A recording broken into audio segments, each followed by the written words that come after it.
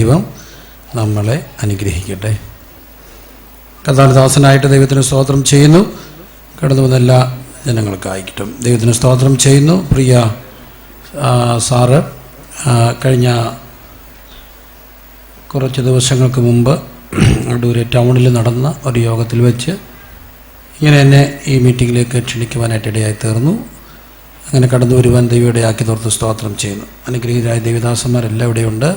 പ്രിയ കത്തദാസൻ P V John sir, മറ്റ് പ്രിയപ്പെട്ടവർ, എല്ലാ ദൈവദാസന്മാർ, മാതാപിതാക്കൾ, സഹോദരങ്ങൾ. ഞാൻ ന്യൂ ഇന്ത്യ ചർച്ച് ഓഫ് ഗോഡിൻ്റെ ഒരു ശുശ്രൂഷകനാണ്. അപ്പം തന്നെ എനിക്ക് വന്നു അതിലും കൂടുതൽ ഞാൻ ശുശ്രൂഷിക്കുന്നത് ഇപ്പോൾ ഷാരോനിലാണ്. ഷാരോൻ്റെ മിക്കവാറും എല്ലാ ക്യാമ്പുകളിൽ നിൽക്കുവാനായിട്ടുള്ള ഒരവസരം ദൈവം തരുന്നുണ്ട്. ദൈവം നിങ്ങളെല്ലാവരും അതുകൊണ്ട് തന്നെ എനിക്ക് പല മുഖങ്ങളും പരിചിതമാണ്. മിക്കവാറും ഒക്കെ ഇങ്ങനെ പലയിടത്ത് വെച്ച് കാണുന്നുണ്ട്. ദൈവം എല്ലാവരെയും അനുഗ്രഹിക്കട്ടെ. നമുക്ക് ഉൽപ്പത്തി പുസ്തകം 1-ാമത്തെ അധ്യായത്തിൻ്റെ 1-ാമത്തെ വാക്യം ഞാൻ എൻ്റെ ഈ ദിവസങ്ങളിലൊക്കെ അധികമായിട്ട് ചിന്തിപ്പിക്കും. നമ്മൾ ചില സന്ദേശങ്ങൾ ദൈവദാസന്മാർ ആവർത്തിക്കാറുണ്ട്. ഈ ആവർത്തിക്കപ്പെടുന്നതിൻ്റെ ഒരു കാരണം അതിൻ്റെ ആഴങ്ങളാണ്. എന്നും എനിക്കറിയാം, ഞാൻ പല മെസ്സേജുകൾ ചിലപ്പോഴൊക്കെ ആവർത്തിക്കാറുണ്ട്. പക്ഷേ ഞാൻ ഏതെല്ലാം പ്രസംഗം എന്തെല്ലാം ആവർത്തിക്കാറുണ്ടെന്നുള്ളതൊരു സത്യമാണ്. ആവർത്തിക്കുന്നുണ്ട്. അപ്പോഴെല്ലാം എന്നും നൂതനമായിരിക്കും ദൈവവചനം. ദൈവവചനത്തിൻ്റെ ഏറ്റവും വലിയ പ്രത്യേകത അതിനെന്നും ഒരു പുതുക്കമുണ്ട്. അതിൽ അനുഭവിക്കുന്നവർ ദൈവത്തെ ഒന്ന് സ്തുതിച്ചാട്ടെ. കർത്താവിൻ്റെ വചനത്തിൻ്റെ ആ പുതുക്കം, അതിൻ്റെ ആ ചൈതന്യം.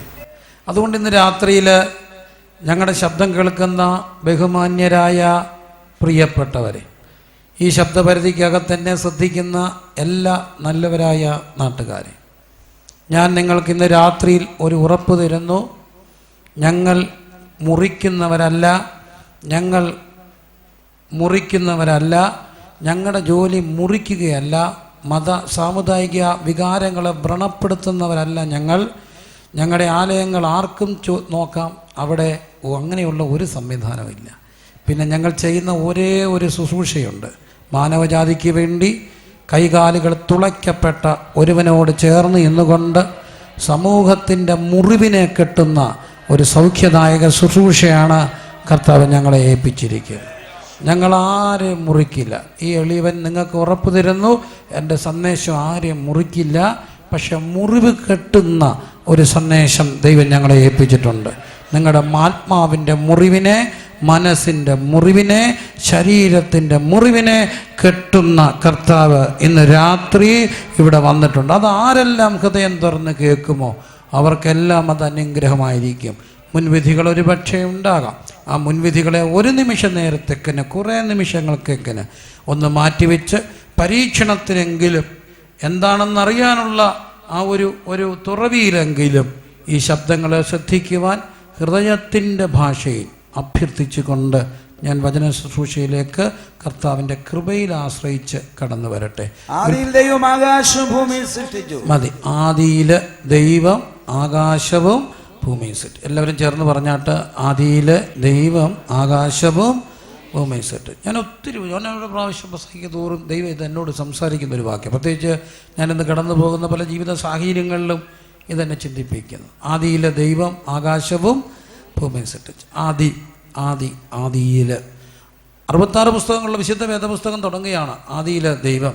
നോക്കണം, നമ്മുടെ കുഞ്ഞുങ്ങൾ മനപ്പാഠവാക്യം പറയാൻ വേണ്ടി മുമ്പോട്ട് വരും അല്ലേ? ഇപ്പം കൊച്ചുങ്ങൾ മുമ്പോട്ട് കടന്നു വരും, വേദപാഠം മനപ്പാഠവാക്യം പറയും. അവരാ കൊച്ചു പാവാട പിടിച്ച് കൈയിട്ട് തിരുമ്മി വരുണ്ട് അമ്മയുടെ മുഖത്തോട്ട് ഇടയ്ക്കെങ്ങാനും നോക്കി, അമ്മയോട് നമ്മൾ തെറ്റിയാൽ നീങ്ങി വാടി, എങ്ങാനും തെറ്റിയെങ്കിന്ന് വന്നിനെക്കെട്ടി ഞാൻ തരാം. വരുണ്ട കൊച്ചു പറയുന്നത്. കാരണം ഇതെങ്ങാനും തെറ്റിപ്പോയാൽ അന്ന് വലിച്ചിട്ട് കീറും. ആരാ? അമ്മയ്ക്ക് നാണക്കേടായിപ്പോയില്ലേ? അതുകൊണ്ട് എല്ലാ ആഴ്ചയിലും പറയുക, അമ്മയും മോളും കൂടെ ഒരുമിച്ച് വന്ന് മനപ്പാഠവാക്യം പറയുമ്പോൾ ഈ പരിപാടി അങ്ങ് നിന്നോളും. അപ്പം പറയും, ഇങ്ങനെ സംഭവമേ എന്ത് ചെയ്യണ്ട, വേണ്ട. എന്നാലും സന്തോഷമാണ്. ആ കൊച്ച് മുമ്പോട്ട് വരുന്നു, അവൾ ആ പാവാടയിലൊക്കെ തിരുമ്മി ആ നിക്കറെ പിടിച്ചുകൊണ്ട് മോനെ ആദ്യം പറയുന്നൊരു വാക്കുണ്ട്, ആദിയിലെ ദൈവം ആകാശവും ഭൂമിയും സൃഷ്ടിച്ചു. അപ്പോൾ വിശുദ്ധ വേദപുസ്തകം തുടങ്ങുകയാണ്. ആദിയിൽ ദൈവം ആകാശം, ആദിയിൽ ദൈവം. അപ്പം ഇതിനകത്ത് 1-2 അധ്യായങ്ങൾ സൃഷ്ടി സംഭവങ്ങളാണ്. ഈ സൃഷ്ടി സംഭവങ്ങളെ ഞാൻ മനസ്സിലാക്കുന്ന ഒരു ശാസ്ത്രീയ അടുക്കടുക്കായിട്ടൊരു ശാസ്ത്ര സത്യങ്ങൾ വേദപുസ്തകത്തിലുണ്ടെങ്കിലും വേദപുസ്തകം എന്ത് പുസ്തകമല്ല? ശാസ്ത്ര പുസ്തകം അല്ല. പക്ഷേ എന്തുണ്ട്? ശാസ്ത്രം. വളരെ അനുഗ്രഹിക്കപ്പെട്ടൊരു പുസ്തകം ഉണ്ടായിരുന്നു, ബൈബിളും ശാസ്ത്രീയ സത്യങ്ങൾ. അങ്ങനെ പിന്നെ ബൈബിളും പുരാവസ്തു ശാസ്ത്രവും ഇങ്ങനെയൊക്കെ പറഞ്ഞ പുസ്തകങ്ങളുണ്ട്, കൃത്യമായ കാര്യങ്ങൾ. എന്നാൽ ബൈബിളൊരു ശാസ്ത്ര പുസ്തകമാണോ എന്ന് ചോദിച്ചാൽ ബൈബിളൊരു ശാസ്ത്ര പുസ്തകമാണോ? അല്ല. അപ്പം തന്നെ ബൈബിളിൽ ചരിത്രമുണ്ട്. പക്ഷേ വെറും ഒരു കേവല ഹിസ്റ്ററിക്കൽ ബുക്കാണോ? അല്ല. ബൈബിളിൽ കാവ്യങ്ങളുണ്ട്. പക്ഷേ ബൈബിൾ കേവലം ഒരു കവിതാ സമാഹാരമാണോ? അല്ല. ആരെങ്കിലുമൊക്കെ കവിതാ സമാഹാരങ്ങൾ പോലെ ഒരു കവിതാ സമാഹാരമാണോ വേദപുസ്തകം? അല്ല. പക്ഷേ കാവ്യ പുസ്തകങ്ങൾ ഇതിനകത്തുണ്ട്. അപ്പം വേദപുസ്തകം എന്ന് പറയുന്നത് അതിൻ്റെ സന്ദേശം നമ്മുടെ ഹൃദയത്തോട് സമ്പാദിക്കുക. അതിനകത്തിപ്പം പ്രവചനം വായിച്ചാൽ, ഹിസ്റ്ററി വായിച്ചാൽ, ഹിസ്റ്ററിക്കൽ ബാക്കിനോട് ഒത്തിരിയുണ്ട്. ഇസ്രായേലിൻ്റെ ചരിത്രവും ഒക്കെ ഇതിനകത്ത്, ചരിത്ര പുസ്തകങ്ങൾ ഇതിനകത്തുണ്ട് അല്ലേ? ഇനിയൊന്നും വേണ്ട, കണക്കുകളില്ല. ഒരു സംഖ്യയുടെ പുസ്തകം പോലും ഇവിടെ ഉണ്ട്, വേദപുസ്തകത്തിലുണ്ട് ഇല്ലേ? സംഖ്യയുടെ പുസ്തകം. അപ്പോൾ ഈ പുസ്തകങ്ങളൊക്കെ വായിക്കുമ്പം നമ്മൾ കേവലം ഇതിനെ ഒരു ചരിത്ര പുസ്തകമായിട്ടല്ല കാണേണ്ടത്. പിന്നെ എന്തായിട്ടാണ് കാണേണ്ടത്? ചരിത്രത്തിലിടപെട്ട ദൈവം നമ്മുടെ ചരിത്രത്തെ വ്യത്യാസപ്പെടുത്തുമെന്നുള്ള അറിവിൽ വേണം എപ്പോഴും വേദപുസ്തകം വായിക്കാൻ. ശ്രദ്ധിച്ച്, ചരിത്രത്തിലിടപെട്ട ദൈവം നമ്മുടെ ചരിത്രത്തെ എന്തു ചെയ്യും? മാറ്റും. അപ്പോൾ ഈ ചിന്തയിൽ നമുക്ക് വേദപുസ്തകത്തിലേക്ക് വരാം. ആദിയിൽ ദൈവം. അപ്പം എനിക്കിത് ആ 1-2 അധ്യായം സൃഷ്ടിച്ച്, ഞാനിത് ശരിക്കും പറഞ്ഞാൽ ഈ ബിഗ് ബാങ് തിയറിയൊക്കെ ഉണ്ടായപ്പോഴാണ് ഈ 1-2 അധ്യായങ്ങൾ കൂടുതലായിട്ട് വായിക്കാൻ തുടങ്ങി. പക്ഷേ എനിക്കിതിനകത്തെല്ലാം ദൂതാകെ വന്നത്, കർത്താവ് എന്നോട് സംസാരിക്കുന്ന പോലെ തോന്നി. ആദിയിൽ ദൈവം എന്ന് പറയുമ്പോൾ ജീവിതത്തിൻ്റെ ആദി ആർക്ക് കൊടുക്കണം? ദൈവത്തിന് കൊടുക്കണം. ഒരു ദിവസത്തിൻ്റെ ആദി ആർക്ക് കൊടുക്കണം എന്ന് പറഞ്ഞാൽ ഏറ്റവും നല്ലത് ആർക്ക് കൊടുക്കണം? ദൈവത്തിന് കൊടുക്കും. ദിവസത്തിൻ്റെ ഏറ്റവും നല്ലത് ഏതാ? ഒരു ദിവസത്തിൻ്റെ ഏറ്റവും നല്ലത് ഏതാ? പ്രഭാതം. അതാർക്കുള്ളതാ? ദൈവത്തിന്. ഇനി പ്രഭാതം കഴിഞ്ഞ് മനുഷ്യൻ വിശ്രമിക്കുന്ന ഒരു സന്ധിയുണ്ട്. ആ രാത്രിയുണ്ട്. ആ രാത്രിയുടെ ഏറ്റവും നല്ലൊരു സമയം ഏതാ? സന്ധ്യയൊക്കെ സമയം. ആ സമയം ഭൂമിയിലോട്ട് വരും. എത്ര നാൾ താമസിക്കാൻ? 1000. അപ്പോൾ എത്ര ദിവസമാണ്? ഒരു ദിവസം. അപ്പോൾ ഏതിനും തികയ്ക്കാതെ പോയ ഒരു ദിവസം ഉണ്ടല്ലോ, ഈ ഭൂമിയിൽ മനുഷ്യനോടൊപ്പം ജീവിക്കാൻ കർത്താവ് ഇറങ്ങി വരും. പ്രത്യാശയുള്ള ദൈവമക്കൾ കർത്താവിനെ സ്തുതിച്ചു. എന്തിനാ ഇപ്പോൾ സ്വർഗത്തിൽ തന്നെ ഇരുന്നാൽ പോരെ, പിന്നെ എന്തിനാ ഭൂമിയിലോട്ട് വരുന്നത്? ഒരു ദിവസമെങ്കിലും പാപം സാധിപ്പിക്കാതെ പോയ, പിശാച് ചതിച്ചതുകൊണ്ട് നഷ്ടപ്പെട്ടു പോയ ഒരു ദിവസമെങ്കിലും മനുഷ്യനോട് കൂടെ ദൈവത്തിൻ്റെ കൂടാരം. ഞാൻ അവരുടെ ഇടയിൽ നടക്കും, അവരെനിക്ക് ജനമായിരിക്കും, ഞാൻ അവരുടെ കണ്ണിൽ നിന്ന് കണ്ണീരെല്ലാം തുടച്ചു കളയും. പ്രത്യാശയുള്ള ദൈവമക്കൾ ഇന്ന് രാത്രി കർത്താവിനെ ഒന്ന് സ്തുതിച്ച്. അപ്പം നോക്കുക, ദൈവം ഒരു ദിവസം മനുഷ്യനോടൊപ്പം താമസിക്കും. എന്നിട്ട് നമ്മൾ ചിന്തിക്കണം, ആദി എന്ന് പറയുമ്പോൾ ഈ മനുഷ്യ ആയുസ് വളരെ ക്ഷണം. 80 വയസ്സ് വരെ ജീവിച്ചാൽ എത്ര ദിവസമുണ്ട്? 80 × 365 എത്ര ഉണ്ട് സാറേ? ബിനോയ് സാറേ അടിച്ചു നോക്കിയോ? 29,200 ദിവസമുണ്ട്. 29,200 ദിവസമുണ്ട് കേട്ടോ മക്കളെ. എത്ര ഉണ്ട്? 29,200 ദിവസമുള്ളൂ. അതിനകത്ത് ഈ 50 കഴിഞ്ഞാൽ കുറേ പേര് ഇവിടെ ഇരിപ്പുണ്ട്. ഇനി എത്ര ദിവസമുണ്ട്? അപ്പം കുറച്ച് ദിവസമുള്ളൂ. അതിനകത്ത് ഈ ഭർത്താവ് 8-5 നമ്മുടെ മിനിമം. ഇപ്പോഴത്തെ സമയത്തൊക്കെയാണ് കുറച്ചുകൂടെ, പണ്ടത്തെയൊക്കെ എന്ന് പറഞ്ഞാൽ 8-9 വയസ്സിൻ്റെ വ്യത്യാസമുണ്ട്. അപ്പോൾ ആ പുള്ളി നേരത്തെ പോവും. ഇഷ്ടപ്പെട്ടാലും ഇഷ്ടപ്പെട്ടില്ലെങ്കിലും പോവും. അപ്പോൾ ഇനി എത്ര ദിവസമുണ്ട്? 2 പേരും കൂടെ. ഒരു സങ്കടം. അതിനിടയ്ക്ക് പുള്ളി ഗൾഫിലോ, വർഷത്തിൽ 40 ദിവസമേ വരത്തുള്ളൂ. അങ്ങനെയാണ് ഇനി എത്ര ദിവസം ഉണ്ടെന്ന് വെച്ചാൽ. അതുകൊണ്ട് ഒരു ദിവസം പോലും പിണങ്ങല്ലേ. കാരണം ഇനി ഇത്രയും ദിവസവും ആ പിണങ്ങി കിടക്കുന്ന രാത്രി അറ്റാക്ക് വന്നാൽ എന്തോ എന്തൊരു കഷ്ടമായിരിക്കും. അതുകൊണ്ട് ഒരു ദിവസം പോലും എന്ത് ചെയ്യരുത്? പിണങ്ങരുത്. എത്ര ദിവസമുണ്ട് ഇനി ഒന്നിച്ച്? അല്ല, എനിക്കറിയാൻ വേണ്ടി ചോദിക്കുക, എത്ര ദിവസമുണ്ട്? കുറച്ച് ദിവസമുള്ളൂ. ഇതിനിടയ്ക്ക് എണ്ണാനേ ഉള്ളപ്പച്ച, എണ്ണാനേ ഉള്ളൂ. ചുമ്മാ എണ്ണി എണ്ണാനേ ഉള്ള ദിവസമുള്ളൂ. ഇത്രയല്ലേ ഉള്ളൂ. അതുകൊണ്ട് നമുക്കിങ്ങനെ അമൃതമൊക്കെ കഴിച്ച് അങ്ങ് ചിരഞ്ജീവിയായിട്ട് പണ്ടാരണ്ട് കവിത എഴുതി, മുത്തച്ഛനിരിക്കുന്നു, മുത്തച്ഛന സ്കൂളിൽ ബെഞ്ചായിരിക്കുന്ന ഒരു ഓർമ്മ വരുന്നല്ലേ. 500 വയസ്സുള്ള അപ്പൂപ്പന്മാരും ഇപ്പോൾ കുഞ്ഞായിട്ടിരിക്കുന്നു, അപ്പൂപ്പൻ അവനുണ്ട്. കാലമില്ലാത്ത കാലം. ആരാ എഴുതിയേ? മറന്നുപോയി. ആരാ എഴുതിയേ? അന്ന് പഠിച്ചായിരുന്ന ഈ ഗതികളി വരത്തില്ലായിരുന്നു. കാലമില്ലാത്ത കര. അത് അപ്പോൾ നമ്മൾ ഓർക്കുക, ആ ഒരു സമയമൊക്കെ ഭാവനയാണ്, അത് യാഥാർത്ഥ്യമൊന്നുമല്ല അല്ലേ. എല്ലാം കവിയുടെ ഭാവനയാണ്. മുത്തച്ഛൻ മുതുക്കൻ്റെ മുത്തച്ഛന് ഇരിക്കുക, 500 വയസ്സുള്ള അപ്പൂപ്പനും ഇപ്പം ചിരിച്ചുകൊണ്ട് ഇരിക്കുക, നടക്കത്തില്ല. അപ്പോൾ നമുക്ക് കുറച്ച് ദിവസമേ ഉള്ളൂ, എണ്ണാനുള്ള ദിവസമുള്ളൂ. അതുകൊണ്ടാണ് സംഗീതക്കാരൻ പറയുന്നത്, എൻ്റെ നാളിനെ എണ്ണാൻ എന്നെ ഉപദേശിക്കണം. അപ്പം മനുഷ്യൻ്റെ ആയുസ് 70 ഏറെ ആയാൽ 80. അപ്പം ഈ 80 വയസ്സ് എങ്ങനെ കിട്ടിയെന്ന് ഒരു കഥ പോലെ ഒരു അച്ഛൻ പറയും. ഞാനിങ്ങനെ ഒരു അടുത്ത് ഇങ്ങനെ വണ്ടിയിൽ പോയപ്പോൾ ഒരു അച്ഛൻ്റെ പ്രസംഗം ചുമ്മാ കേട്ടപ്പോൾ ഒരു ഭയങ്കര രസം തോന്നി, നല്ല രസകരമായിട്ട് അതിങ്ങനെ ഒഴുകി ഇറങ്ങിയില്ലേ. ഞാൻ പോയിരുന്ന് കേൾക്കാൻ പോയിരുന്നു, എനിക്കങ്ങ് ഭയങ്കര ഇഷ്ടം തോന്നി അച്ഛൻ പറഞ്ഞൊരു കഥ. സത്യം കഥയാണെങ്കിൽ പോലും കഥയിലൊരു സത്യമുണ്ട്. അതുകൊണ്ടല്ലേ ടി വിക്കകത്തൊക്കെ ഒരു പറയുന്ന ഇതില്ലേ, കഥയല്ലിത് ജീവിതമാണ്, കഥയല്ലിത്. കാണാറുണ്ടല്ലേ, കഥയല്ലിതൊരു ജീവിതം. അച്ചായനെ കൊച്ചു വന്ന് പോലീസ് വന്ന് കൊച്ചിനോട് ചോദിച്ചു, മോനെ അച്ചായൻ പോലീസിനെ വിളിച്ച് നടക്കുക, മോനെ അച്ചായൻ എന്തെങ്കിലും ചോദിച്ചാൽ പറഞ്ഞു അച്ചായൻ തട്ടുംപുറത്ത് പോലും ഇല്ല എന്ന് പറഞ്ഞാൽ ഏതാനും പെട്ട നല്ല കാര്യം, അത് കാണേണ്ടതാണ്. കാരണം ജീവിതമാണ്, കഥയല്ലിത് ജീവിതം. അപ്പോൾ ഈ കഥയ്ക്കകത്തൊരു സത്യമില്ലേ, ഞാൻ വൈദികൻ പറഞ്ഞൊരു കഥ. ഈ മനുഷ്യന് ആയുസ് കുറവായിരുന്നു, കുറഞ്ഞ് ഇങ്ങനെ താപ്പോട്ട് പൊയ്ക്കൊണ്ടിരുന്നപ്പോൾ മൃഗങ്ങളെല്ലാം കൂടി ദൈവസന്നിധി തപസ്സിനെക്കുറിച്ച് നമുക്ക് ഒത്തിരി കഥകൾ ഭാരതീയ ചിന്തകളിലൊക്കെ കാണാറുണ്ട്. അപ്പോൾ തപസ്സിരുന്നപ്പോൾ ദൈവം പ്രത്യക്ഷപ്പെട്ട് ചോദിച്ചു, മൃഗങ്ങളെ എന്താണ് ആവശ്യം, ആഗ്രഹം. അപ്പോൾ മൃഗങ്ങൾ പറഞ്ഞ്, ഇങ്ങനെ മനുഷ്യർക്ക് ഇച്ചിട്ട് ആയുസ് കൊടുക്കണം, ഞങ്ങൾ അവരെ കൂടെ നല്ല സ്നേഹമാണ്, നല്ലവരവർ, പണ്ടത്തെ മനുഷ്യൻ്റെ കാര്യമാണ്. അപ്പം ദൈവം പറഞ്ഞു, അയ്യോ അങ്ങനെ കൊടുക്കാനൊക്കത്തില്ല, കൊടുത്തത് കൊടുത്തു പോയെന്ന് പറഞ്ഞു. അപ്പോൾ ഇനി എന്താ വഴി? ദൈവം പറഞ്ഞു, ഒരു നിർവാഹമില്ല, ഡിസപ്പിയറായി. വീണ്ടും മൃഗങ്ങൾ തപസ് തുറന്നു. അപ്പം ദൈവം പ്രത്യക്ഷപ്പെട്ടു, വീണ്ടും ഗത്യന്തരം ഇല്ലാതെ സമ്മതിച്ചു, ഞാൻ തരാം, പക്ഷേ ഒരു കാര്യം, നിങ്ങൾക്ക് ഡൊണേറ്റ് ചെയ്യുമ്പം നിങ്ങളുടെ ആയുസിൽ നിന്ന് കുറേശ്ശെ മനുഷ്യന് കൊടുക്കുക, അങ്ങനെ മനുഷ്യൻ്റെ ആയുസിനെ ഒന്ന് പുതുക്കാമെന്ന് പറഞ്ഞു. മൃഗങ്ങൾ സമ്മതിച്ചു. കേട്ട മക്കളെ, കഥയല്ലേ, കുഴപ്പമൊന്നുമില്ല ഇല്ല. അപ്പോൾ ആദ്യം മൃഗത്തിൻ്റെ ഇടയിൽ നിന്ന് ചാടി വന്നത് ഒരു കുരങ്ങാണ്. കുരങ്ങ് 10 വർഷം കൊടുത്തു. അതാണ് ഈ മനുഷ്യൻ്റെ ആദ്യത്തെ ആയുസ്. ആരെപ്പോലെ? കുരങ്ങനെ പോലെ. നിങ്ങൾ സമ്മതിച്ചില്ല, അമ്മ സമ്മതിക്കും. ആദ്യത്തെ 10 വർഷത്തിലെ സ്വഭാവം ആരെപ്പോലെ? കുരങ്ങനെപ്പോലെ. ഇരിക്കുന്നിരിപ്പ് എന്ത് ചെയ്യത്തില്ല, കാണത്തില്ല. വണ്ടി വരുന്ന വരെ ഒരു കുഴപ്പമില്ല, വണ്ടി വരുമ്പോൾ എടുത്തൊരു ഒറ്റ ചാട്ടം. വണ്ടിക്കാരൻ ചവിട്ടി നിർത്തി ആരെ ചീത്ത വിളിക്കും? കൊച്ചിനെയോ അമ്മയോ? അമ്മയെ ചാകാൻ ഇറയിപ്പിക്കുക, തള്ളേ, 2 ചീത്ത അവൻ ആരെ വിളിക്കും?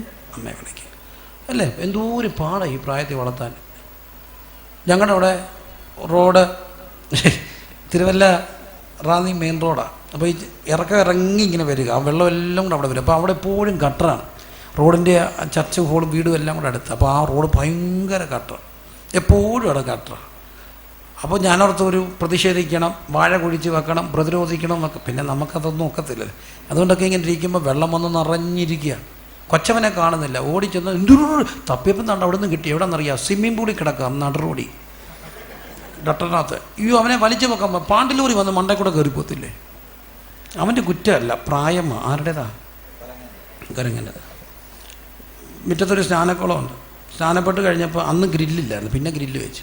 അപ്പോൾ ഇവന്മാരൊരു 5, 6 ആ ഒരു പ്രൈസ്, ഒരുത്തിന് 4. അവനെ പെട്ടെന്ന് തോന്നി ഇവന്മാരെ നോക്കണം, നല്ല ആരാധനയ്ക്കിട. ചെന്നപ്പം തണ്ട മൂത്തവൻ 5-6 വയസ്സ്, അവൻ വെള്ളത്തിൽ ഇത്രയും പൊക്കത്തിൽ നിൽക്കുക.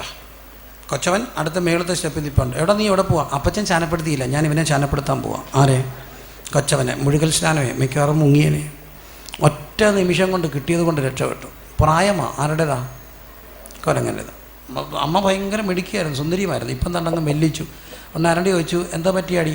അമ്മായിമ്മ പോരാണോ? ഓ, ഈ കുരങ്ങന്മാരുടെ പുറകെ ഓടി. അപ്പോൾ ആരാണ്ട് പറയുന്നത്, സാരമില്ലടി, ഇവളുമാരങ്ങ് വളർന്നു കഴിയുമ്പം നീ അങ്ങ് നന്നാകുവടി. ഒരു പ്രായമുള്ളൊരമ്മ പറയുന്നു, മക്കളെ പേടിക്കണ്ടാടി, മണ്ണിനടി പോയാലേ ഉള്ളടി കുഴപ്പം, എല്ലിനടി പോയാൽ ഇങ്ങ് വരുമെന്ന്. സമാധാനിച്ചോ കേട്ടോ. എല്ലിനടി പോയതൊക്കെ എന്ത് ചെയ്യും? ഇച്ചിരി കഴിയുമ്പോൾ 40 കഴിയുമ്പോൾ വീപ്പക്കുറ്റി പോലും ഇങ്ങ് വരത്തില്ലയോ? അതൊരു 1.5 വരവല്ലയോ? അതിങ്ങ് വരും അല്ലേ. അപ്പം എല്ലിനടി പോയാൽ എന്ത് ചെയ്യും? വരും. എന്താ കാര്യം? ഒരു പ്രായമാണ്. ആ പ്രായം ആരുടേതാ?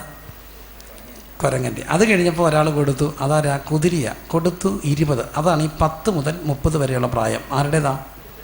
കുതിരയുടെ. ആ സമയത്താണ് വല്ലാത്തൊരു പിപ്പിരിയുടെ പ്രായം. ഉയ്യോ, എപ്പോഴും ലൈക്ക് എടുക്കുന്നു, ഇടുന്നു, അല്ല എന്താ അതിന് പറയുന്നത്, സെൽഫി എടുക്കുന്നു, ഇടുന്നു, ലൈക്ക് ഇടിക്കുന്നു.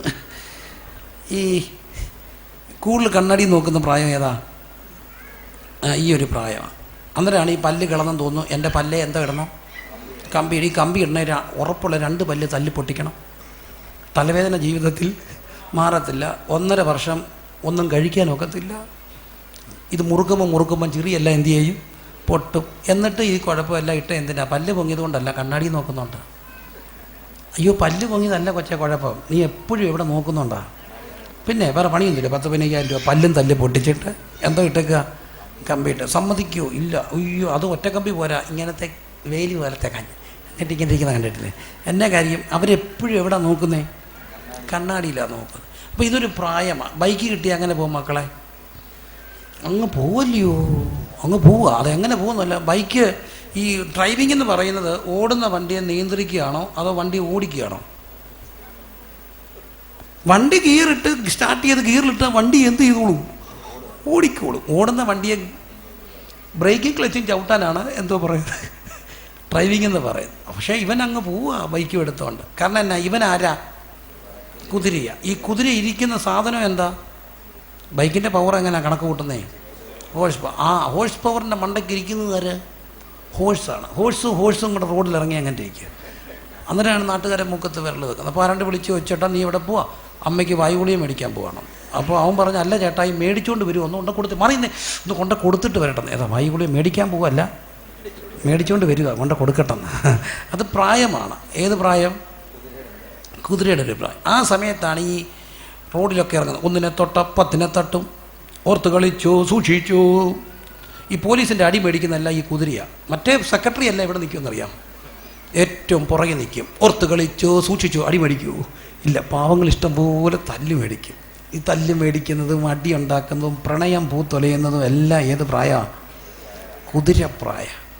ആ കുതിരപ്രായം എപ്പം കൊണ്ട് തീരും? 30 കൊണ്ട് തീരും. തീർന്നോ? അപ്പോൾ ആയുസ് ഇല്ല, 70 വരെ 80 വരെ പോകണ്ടേ. അപ്പോൾ ഒരാൾ മുമ്പോട്ട് വന്നു, അതാണ് കഴുത. കൊടുത്തു 30. അതാണ് ഈ 30 മുതൽ 60 വരെയുള്ള പ്രായം. ആര് തന്നതാ? കഴുത. നാം ഉൾപ്പെടെ കുറേ ഡാഷുകൾ ഇവിടെ ഇരിപ്പുണ്ട് ആ ഒരു പ്രായത്തിൽ ഇല്ലേ. ആര് തന്ന പ്രായമാണ്? കഴുത. കഴുതയുടെ സ്വഭാവം എന്തുവാ? വലിക്കുക. ഈയോ വലിച്ച് എട്ടപ്പാട് തെറ്റും. രാവിലെ മുതൽ എത്ര മണി വരെ വലിക്കും? ഒന്ന് ഓർത്ത് നോക്കിക്കുക, എത്ര മണി വരെ വലിക്കും? 9 ആരാപ്പാ ലൈറ്റ് ഓഫ് ചെയ്തേ? 10. എല്ലാവരും കിടന്നാലും ഒരാൾ കിടക്കത്തില്ല. ആരാ? അമ്മ. എവിടാ? എത്ര മണി വരെ? സത്യം പറ. 11. തീരത്തില്ല. ജോലി തീരുവോ? അടിക്ക് മിഴക്കി ഇങ്ങനെ നിൽക്കും. അപ്പോൾ അച്ചായം വലിച്ചിട്ടിട്ട് പോകണമെന്നേ. അങ്ങ് വൃത്തി അങ്ങ് കൂടിയാൽ ജീവിക്കാനേ ഒക്കത്തില്ല. അവിടെ അങ്ങനെ കിടക്കട്ടെ, രാവിലെ അങ്ങനെ ചെയ്യാൻ നോക്കണം. അപ്പം ഒന്നുമില്ല, കുറേ പൂച്ചയെങ്കിലും അതൊക്കെ വന്നിട്ട് കഴിച്ചിട്ടൊക്കെ പോട്ടത്. പക്ഷേ നമ്മളിങ്ങനെ വൃത്തിയാക്കി എവിടെ നിൽക്കും? അടുക്കള നിൽക്കും. രാവിലെ എഴുന്നേൽക്കുന്ന അലാറം വെച്ച് ഉണരുന്ന ആരാ? അമ്മയാണ്. പിന്നെ വലിയൊരു യുദ്ധക്കളമാണ് രാവിലെ ഒരു 7:30-8 മണി വരെ. പിള്ളേരെ എന്തോ ചെയ്യണം? സ്കൂളിൽ വിടണം. എഴുന്നേക്കുമോ നീയൊക്കെ? എഴുന്നേക്കടീ. അതിനിടയ്ക്ക് അടുക്കള ഇങ്ങോട്ട് വരുന്നു, വിട്ടുന്നുണ്ട്. പിന്നെ എനിക്കാണെങ്കിൽ എൻ്റെ വീട്ടിൽ 5 എണ്ണത്തെ രാവിലെ വിടണ്ട്. എൻ്റെ ബഹളപ്പാ. ഞാൻ ലൈറ്റായിട്ടേ ചെല്ലത്തുള്ളൂ. ഞാനിതൊന്നും അറിയാത്ത പോലെ കിടക്കും. അവസാനം മനസാക്ഷി വേണം മനുഷ്യ, ശകലമെങ്കിലും കേട്ടോ. സങ്കടം കൊണ്ട് പറയുക എന്നെ രാവിലെ എന്നെ ഓർപ്പിക്കും. എന്താ വേണം? മനസാക്ഷി. ഞാൻ പറയും മനസാക്ഷി ഉണ്ടെങ്കിൽ എനിക്ക് ഉറങ്ങാനൊക്കത്തില്ല. മനസാക്ഷി അതുകൊണ്ട് കുറേ നേരത്തേക്ക് ഞങ്ങൾക്ക് മരവിപ്പിച്ചേക്കുക. കാരണം രാവിലെ നമ്മൾ പിന്നെ ഓടണ്ടല്ലേ, അവൾ ഓടണം, കഷ്ടമുണ്ട് ദൈവമേ. അതിനിടയ്ക്ക് കൊച്ചവനെ ഒരുക്കി ടൈയും ഷൂസും കെട്ടിയപ്പം കാണുന്നില്ല. തൻ്റെ ഷൂസും ടൈയും എല്ലാം കെട്ടി സോഫായെ കിടന്ന് സുഖമായിട്ട് എന്ത് ചെയ്യുക? ഈ എന്തൊരു കഷ്ടമാണ്. അത് കഴിഞ്ഞ് വരുമ്പോഴത്തേന് അടുത്താൾക്ക് കാപ്പി കൊടുക്കണം, ഉച്ചയ്ക്ക് ചോറ് കൊടുക്കണം. പണ്ടൊക്കെ എളുപ്പമായിരുന്നു. ഒരു കലം ചോറ് വെച്ചാൽ രാവിലെ കഞ്ഞി, ഉച്ചയ്ക്ക് ചോറ്, വൈകിട്ടത് വീണ്ടും കഞ്ഞി, രാവിലെ അത് പഴങ്കഞ്ഞി. ഇപ്പോഴത്തെയൊക്കെ ഫ്രഷ് കഴിക്കത്തേ ഉള്ളൂ. അങ്ങനെ വെച്ച് കൊടുക്കാൻ നോക്കൂ ഇല്ല. 4 മണിക്ക് പൊരിച്ചത് കൊടുക്കണം, പിന്നെ വൈകിട്ട് മറ്റേ കൊടുക്കണം. എല്ലാം കഴിയുമ്പോഴത്തേനും ഒരു പരുവാണ്. പിന്നെ 10 മണിയാകുമ്പോഴത്തേനും എല്ലാം കിടന്ന് കഴിയുമ്പോഴത്തേക്കും നമ്മൾ അടുക്കള നിൽക്കുമ്പോൾ അങ്ങേര് തുടങ്ങുമ്പോൾ എടേ അവൾക്ക് കയറാൻ നേരമില്ല. പിന്നെ അവസാനം വരുമ്പോൾ താണ്ടി ഈ നൈറ്റിയെ മുഴുവൻ എന്താ ചെളിയാ. കുളിച്ചോ? ഇല്ല. കുളിക്കാത്ത ജന്തു, വൃത്തി കട്ടത്. എന്നിട്ട് അങ്ങോട്ട് പോയി കിടക്കും. കിടക്കുമ്പോൾ എന്തോ വിളിക്കും, ഇഷ്ടംപോലെ കേക്ക്. രാവിലെ നിൽക്കുന്ന അറിയത്തില്ല. കഷ്ടമുണ്ട്. ഇതൊരു പ്രായമാണ്. എത്ര വയസ്സ് വരെ? 30 വരെ. ഇതിനിടയ്ക്ക് മൂത്ത കൊച്ച് കെട്ടി ആ കൊച്ചിനെ അവിടെ കൊച്ചിനെയും കൊണ്ടു തന്നു. എൻ്റെ അമ്മയല്ലയോ. നമ്മളടുത്ത് സ്നേഹമാണ്. സത്യമായിട്ട് ഇത് സ്നേഹമാണോ? ഞാൻ ചോദിച്ചോട്ടെ, ഒരമ്മയ്ക്ക് പക്ഷാക്കാന്ന് വന്ന് തളർന്ന് കിടക്കുക, ആ അമ്മയെ ഗൾഫിൽ കൊണ്ടുപോയോ ഇല്ലയോ? എൻ്റെ അമ്മ എൻ്റെ കൂടെ ഗൾഫിൽ വരണേ, എൻ്റെ ഒരു ആഗ്രഹമല്ലയോ? വയ്യാത്ത അമ്മയെ കൊണ്ടുപോയോ ഇല്ലയോ? എവിടെ? അമ്മ ഇങ്ങോട്ട് വരണമെന്ന് പറഞ്ഞാൽ വരണ്ട. അമ്മയെ വല്ലതും പറ്റിപ്പോയെങ്കിൽ ഫ്ലൈറ്റ് ചാർജ് ഭയങ്കര, ശവം കൊണ്ടിടണമെങ്കിൽ. അതുകൊണ്ട് ദൈവത്തെ ഓർത്ത് അമ്മ ഇപ്പം എന്ത് ചെയ്യണ്ട, വരണ്ട. അപ്പോൾ ആരോഗ്യമുള്ള അമ്മയെ മതിയല്ലോ. സത്യം മക്കളെ, ആരോഗ്യമുള്ള അമ്മയെ മതി. ആരോഗ്യമില്ലാത്ത എത്ര അമ്മയെ കെട്ടിവഴിച്ച് കൊണ്ടുവന്നുണ്ട്? ആരും കൊണ്ടുപോകത്തില്ല. വളരെ അപൂർവമായിട്ട് വല്ലതും കൊണ്ടുപോയാൽ ഒറ്റ ആഴ്ച കൊണ്ട് തിരിച്ച് കെട്ടിവിടും. അപ്പം ഇതെല്ലാം അവർക്ക് നോക്കാനാ. അപ്പോൾ തന്നെ എത്രയായി? 60ആയി. അപ്പോൾ ഒരാൾ മുമ്പോട്ട് വന്ന് പെരുമ്പാമ്പ കൊടുത്തു 20. അതാണ് ലാസ്റ്റിലെ പ്രായം. 60 മുതൽ 80 വരെയുള്ള പ്രായം. പെരുമ്പാമ്പിൻ്റെ സ്വഭാവം നിങ്ങൾക്ക് അറിയാമോ? വല്ലതും ഈ ആടിനെയും കോഴിയൊക്കെ വെട്ടിയടിക്കും. എന്നിട്ട് വേരിനടിയിൽ കയറി എന്ത് ചെയ്യും? കിടക്കും. അതാണ് ഈ ലാസ്റ്റിലെ പ്രായം. കഴിക്കുക, കിടക്കുക. അതൊരു പ്രായമാണ്, ലാസ്റ്റിലെ ഒരു പ്രായം. അന്നേരം ഒരു കട്ടിലുണ്ട്. കട്ടിലിൻ്റെ അടുത്തൊരു സ്റ്റൂളുണ്ട്. ആ സ്റ്റൂളിലെ ധന്വന്തര കഷായം, ബലകഷാദി കുഷായി, പിന്നെ നമുക്ക് വായിക്കാൻ കുറേ പേര്. പിന്നെ അടിക്കാൻ, പിന്നെ ഗ്യാസിന് ജലൂസിൻ്റെ ഒരു സിറപ്പ്, പിന്നെ ഇത് വലിവിന് ഒരു ഗവൺമെൻറ് ആശുപത്രിയുടെ മണമുണ്ട്. അങ്ങോട്ട് കയറിയ അവിടെ ഇങ്ങനെ കുഴമ്പ് ഇരിക്കുക. പിള്ളേർ പറയുക അത് ഇറങ്ങി നടന്ന് വെറുതെ വീഴാതെ അവിടെ കാണും എന്ത് ചെയ്തു ഇരുന്നോണേ. അതാ ലാസ്റ്റിലെ ഒരു പ്രായ കിടപ്പ. അപ്പോൾ ഈ മനുഷ്യായുസ് എന്ന് പറഞ്ഞാൽ എന്താ? ഒരു കുസൃതി. ആര് തന്നത്? കുരങ്ങ്. കഥയാ, എന്നാലും കുസൃതിയല്ലേ. പിന്നെ ഒരു കുതിപ്പ് ആരുടേത്? പിന്നെ ഒരു കിതപ്പ് കഴുതയുടെ. അവസാനം ഒരു കിടപ്പ്. അത്രയേ ഉള്ളൂ. കുസൃതി, കുതിപ്പ്, കിതപ്പ്, കിടപ്പ്. കുസൃതി, കുതിപ്പ്, കിതപ്പ്, കിടപ്പ്. അതുകൊണ്ടാണ് കൈ ഒട്ടിച്ചു അങ്ങ് ആത്മാവി പാടത്തില്ല. എൻ പ്രയാണ കാലം. ഇതറിഞ്ഞിരുന്നേ പാടത്തില്ലായിരുന്നല്ലേ. നാളെ തൊട്ട് പാടത്തില്ല. എൻ പ്രയാണ കാലം 4 വിരൽ നീളം ആയതിൻ പ്രതാപം കഷ്ടത മാത്രം. ഞാൻ പറന്നു വേഗം പ്രിയനോട് ചേരും. ഇത്രയല്ലേ ഉള്ളൂ മനുഷ്യൻ. ഇതാണ് മനുഷ്യനെങ്കിൽ എന്തിനാ അഹങ്കരിക്കുന്നത്? ഇതാണ് മനുഷ്യനെങ്കിൽ ആരാരുടെ നേരെ കൈയൊങ്ങും? ഇതാണ് മനുഷ്യനെങ്കിൽ സഹോദരനെ വെട്ടാൻ എന്ത് ധൈര്യത്തിലാണ് വടിവാളെടുക്കുന്നത്? ഇതാണ് മനുഷ്യനെങ്കിൽ ആർക്കാ ഇവിടെ അഹങ്കരിക്കാനുള്ളത്? സകല അഹങ്കാരികളും താളടിയാകുന്ന ഒരു ദിവസമുണ്ട്. ഏതു മനുഷ്യനും താളടിയാകുന്ന ഒരു ദിവസമുണ്ട്.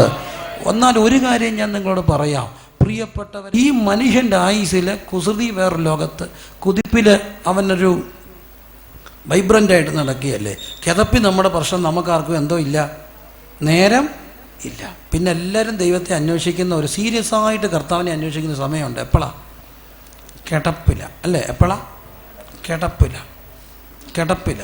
ഈ കിടപ്പെന്നൊക്കെ പറയുന്നത് മിക്കവാറും എവിടെ ആയിരിക്കും? ആശുപത്രിയിലായിരിക്കും. ആശുപത്രിയിൽ എവിടെ ആയിരിക്കും? ആശുപത്രിയുടെ പ്രധാനപ്പെട്ട സ്ഥലമുണ്ട്. എവിടെ?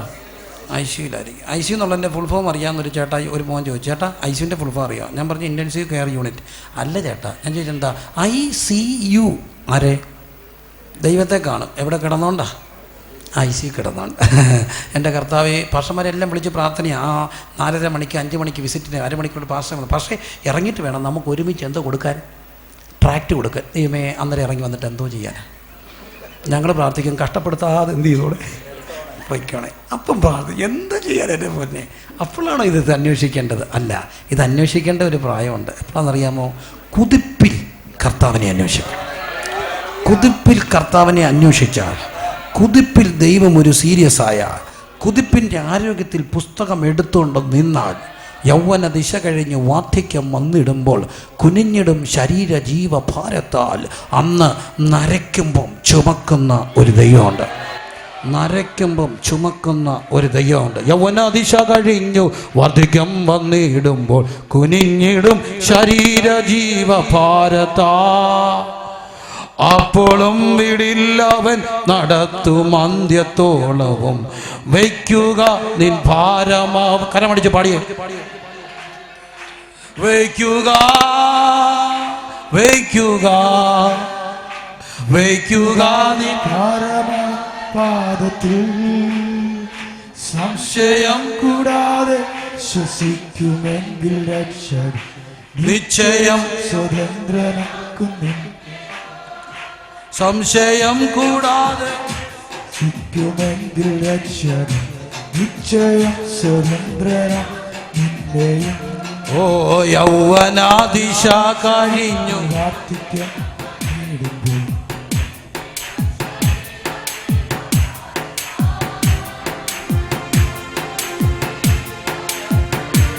അന്ത്യത്തോളവും വയ്ക്കുക ഭാരമാവൻ.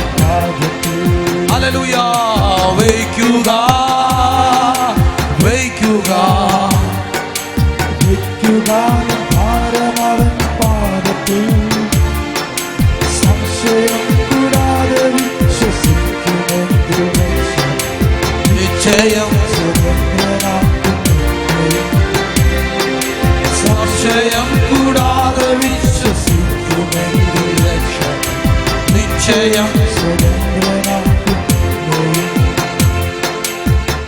ഇതല്ലേ മനുഷ്യൻ? ഒരു കുസൃതി, ഒരു കുതിപ്പ്, ഒരു കിതപ്പ്, ഒരു കിടപ്പ്. അപ്പം കുതിപ്പിൽ കർത്താവിനെ കണ്ടെത്തിയ, അതുകൊണ്ടല്ലേ സഭാപ്രസംഗി ജ്ഞാനികളിൽ ജ്ഞാനിയായിരുന്നു ശലോമോൻ. ലോകം കണ്ട ഏറ്റവും വലിയ ജ്ഞാനി ആരാ? ശലോമോൻ. ജ്ഞാനം അന്വേഷിച്ച ശലോമോൻ്റെ അടുക്കലാണ് തെക്കേ രാജ്ഞി ശേബാരാജ്ഞി പോലും ജ്ഞാനം. യഹൂദ പാരമ്പര്യ കഥയിൽ നിന്നൊരു കഥ വായിച്ചു. ജ്ഞാനി രാജ്ഞി വന്നിട്ട് ശലോമോൻ്റെ ഒരു ശിഷ്യത്വം സ്വീകരിക്കുമ്പോൾ കൊള്ളാമോ ഇല്ലെന്നറിയണ്ടേ, ഗുരുവായിട്ട് തിരഞ്ഞെടുക്കുക. അതിന് ശേബാരാജ്ഞി ഒരു പരീക്ഷണം നടത്തിയെന്ന്. എന്താ? ഒരേപോലുള്ള 2 പൂവ് കൊടുത്തിട്ട് ചോദിച്ചു, രാജാവേ ഏതാണ് ഒറിജിനൽ, ഏതാണ് ഡ്യൂപ്ലിക്കേറ്റ്? ശലോമോൻ പറഞ്ഞു, ജനൽ തുറന്ന് വെക്കൂ, 2 പൂവും ജനലിൻ്റെ പുറത്തോട്ട് വെക്കൂ. വണ്ട് വന്ന് എവത്തെ ഇരിക്കുമോ അത് ഒറിജിനൽ, വണ്ട് നോക്കാതെ പോകുന്നത് ഡ്യൂപ്ലിക്കേറ്റ്. അങ്ങനെയാണ് ശേബാരാജ്ഞി ശിഷ്യത്വം സ്വീകരിച്ചെന്നൊരു കഥ വായിച്ചു. എനിവേ, ഈ ജ്ഞാനം അന്വേഷിച്ച ശലോമോൻ കണ്ടെത്തിയ ഒരു ജ്ഞാനമുണ്ട്. ആ മായ സകലതും മായ.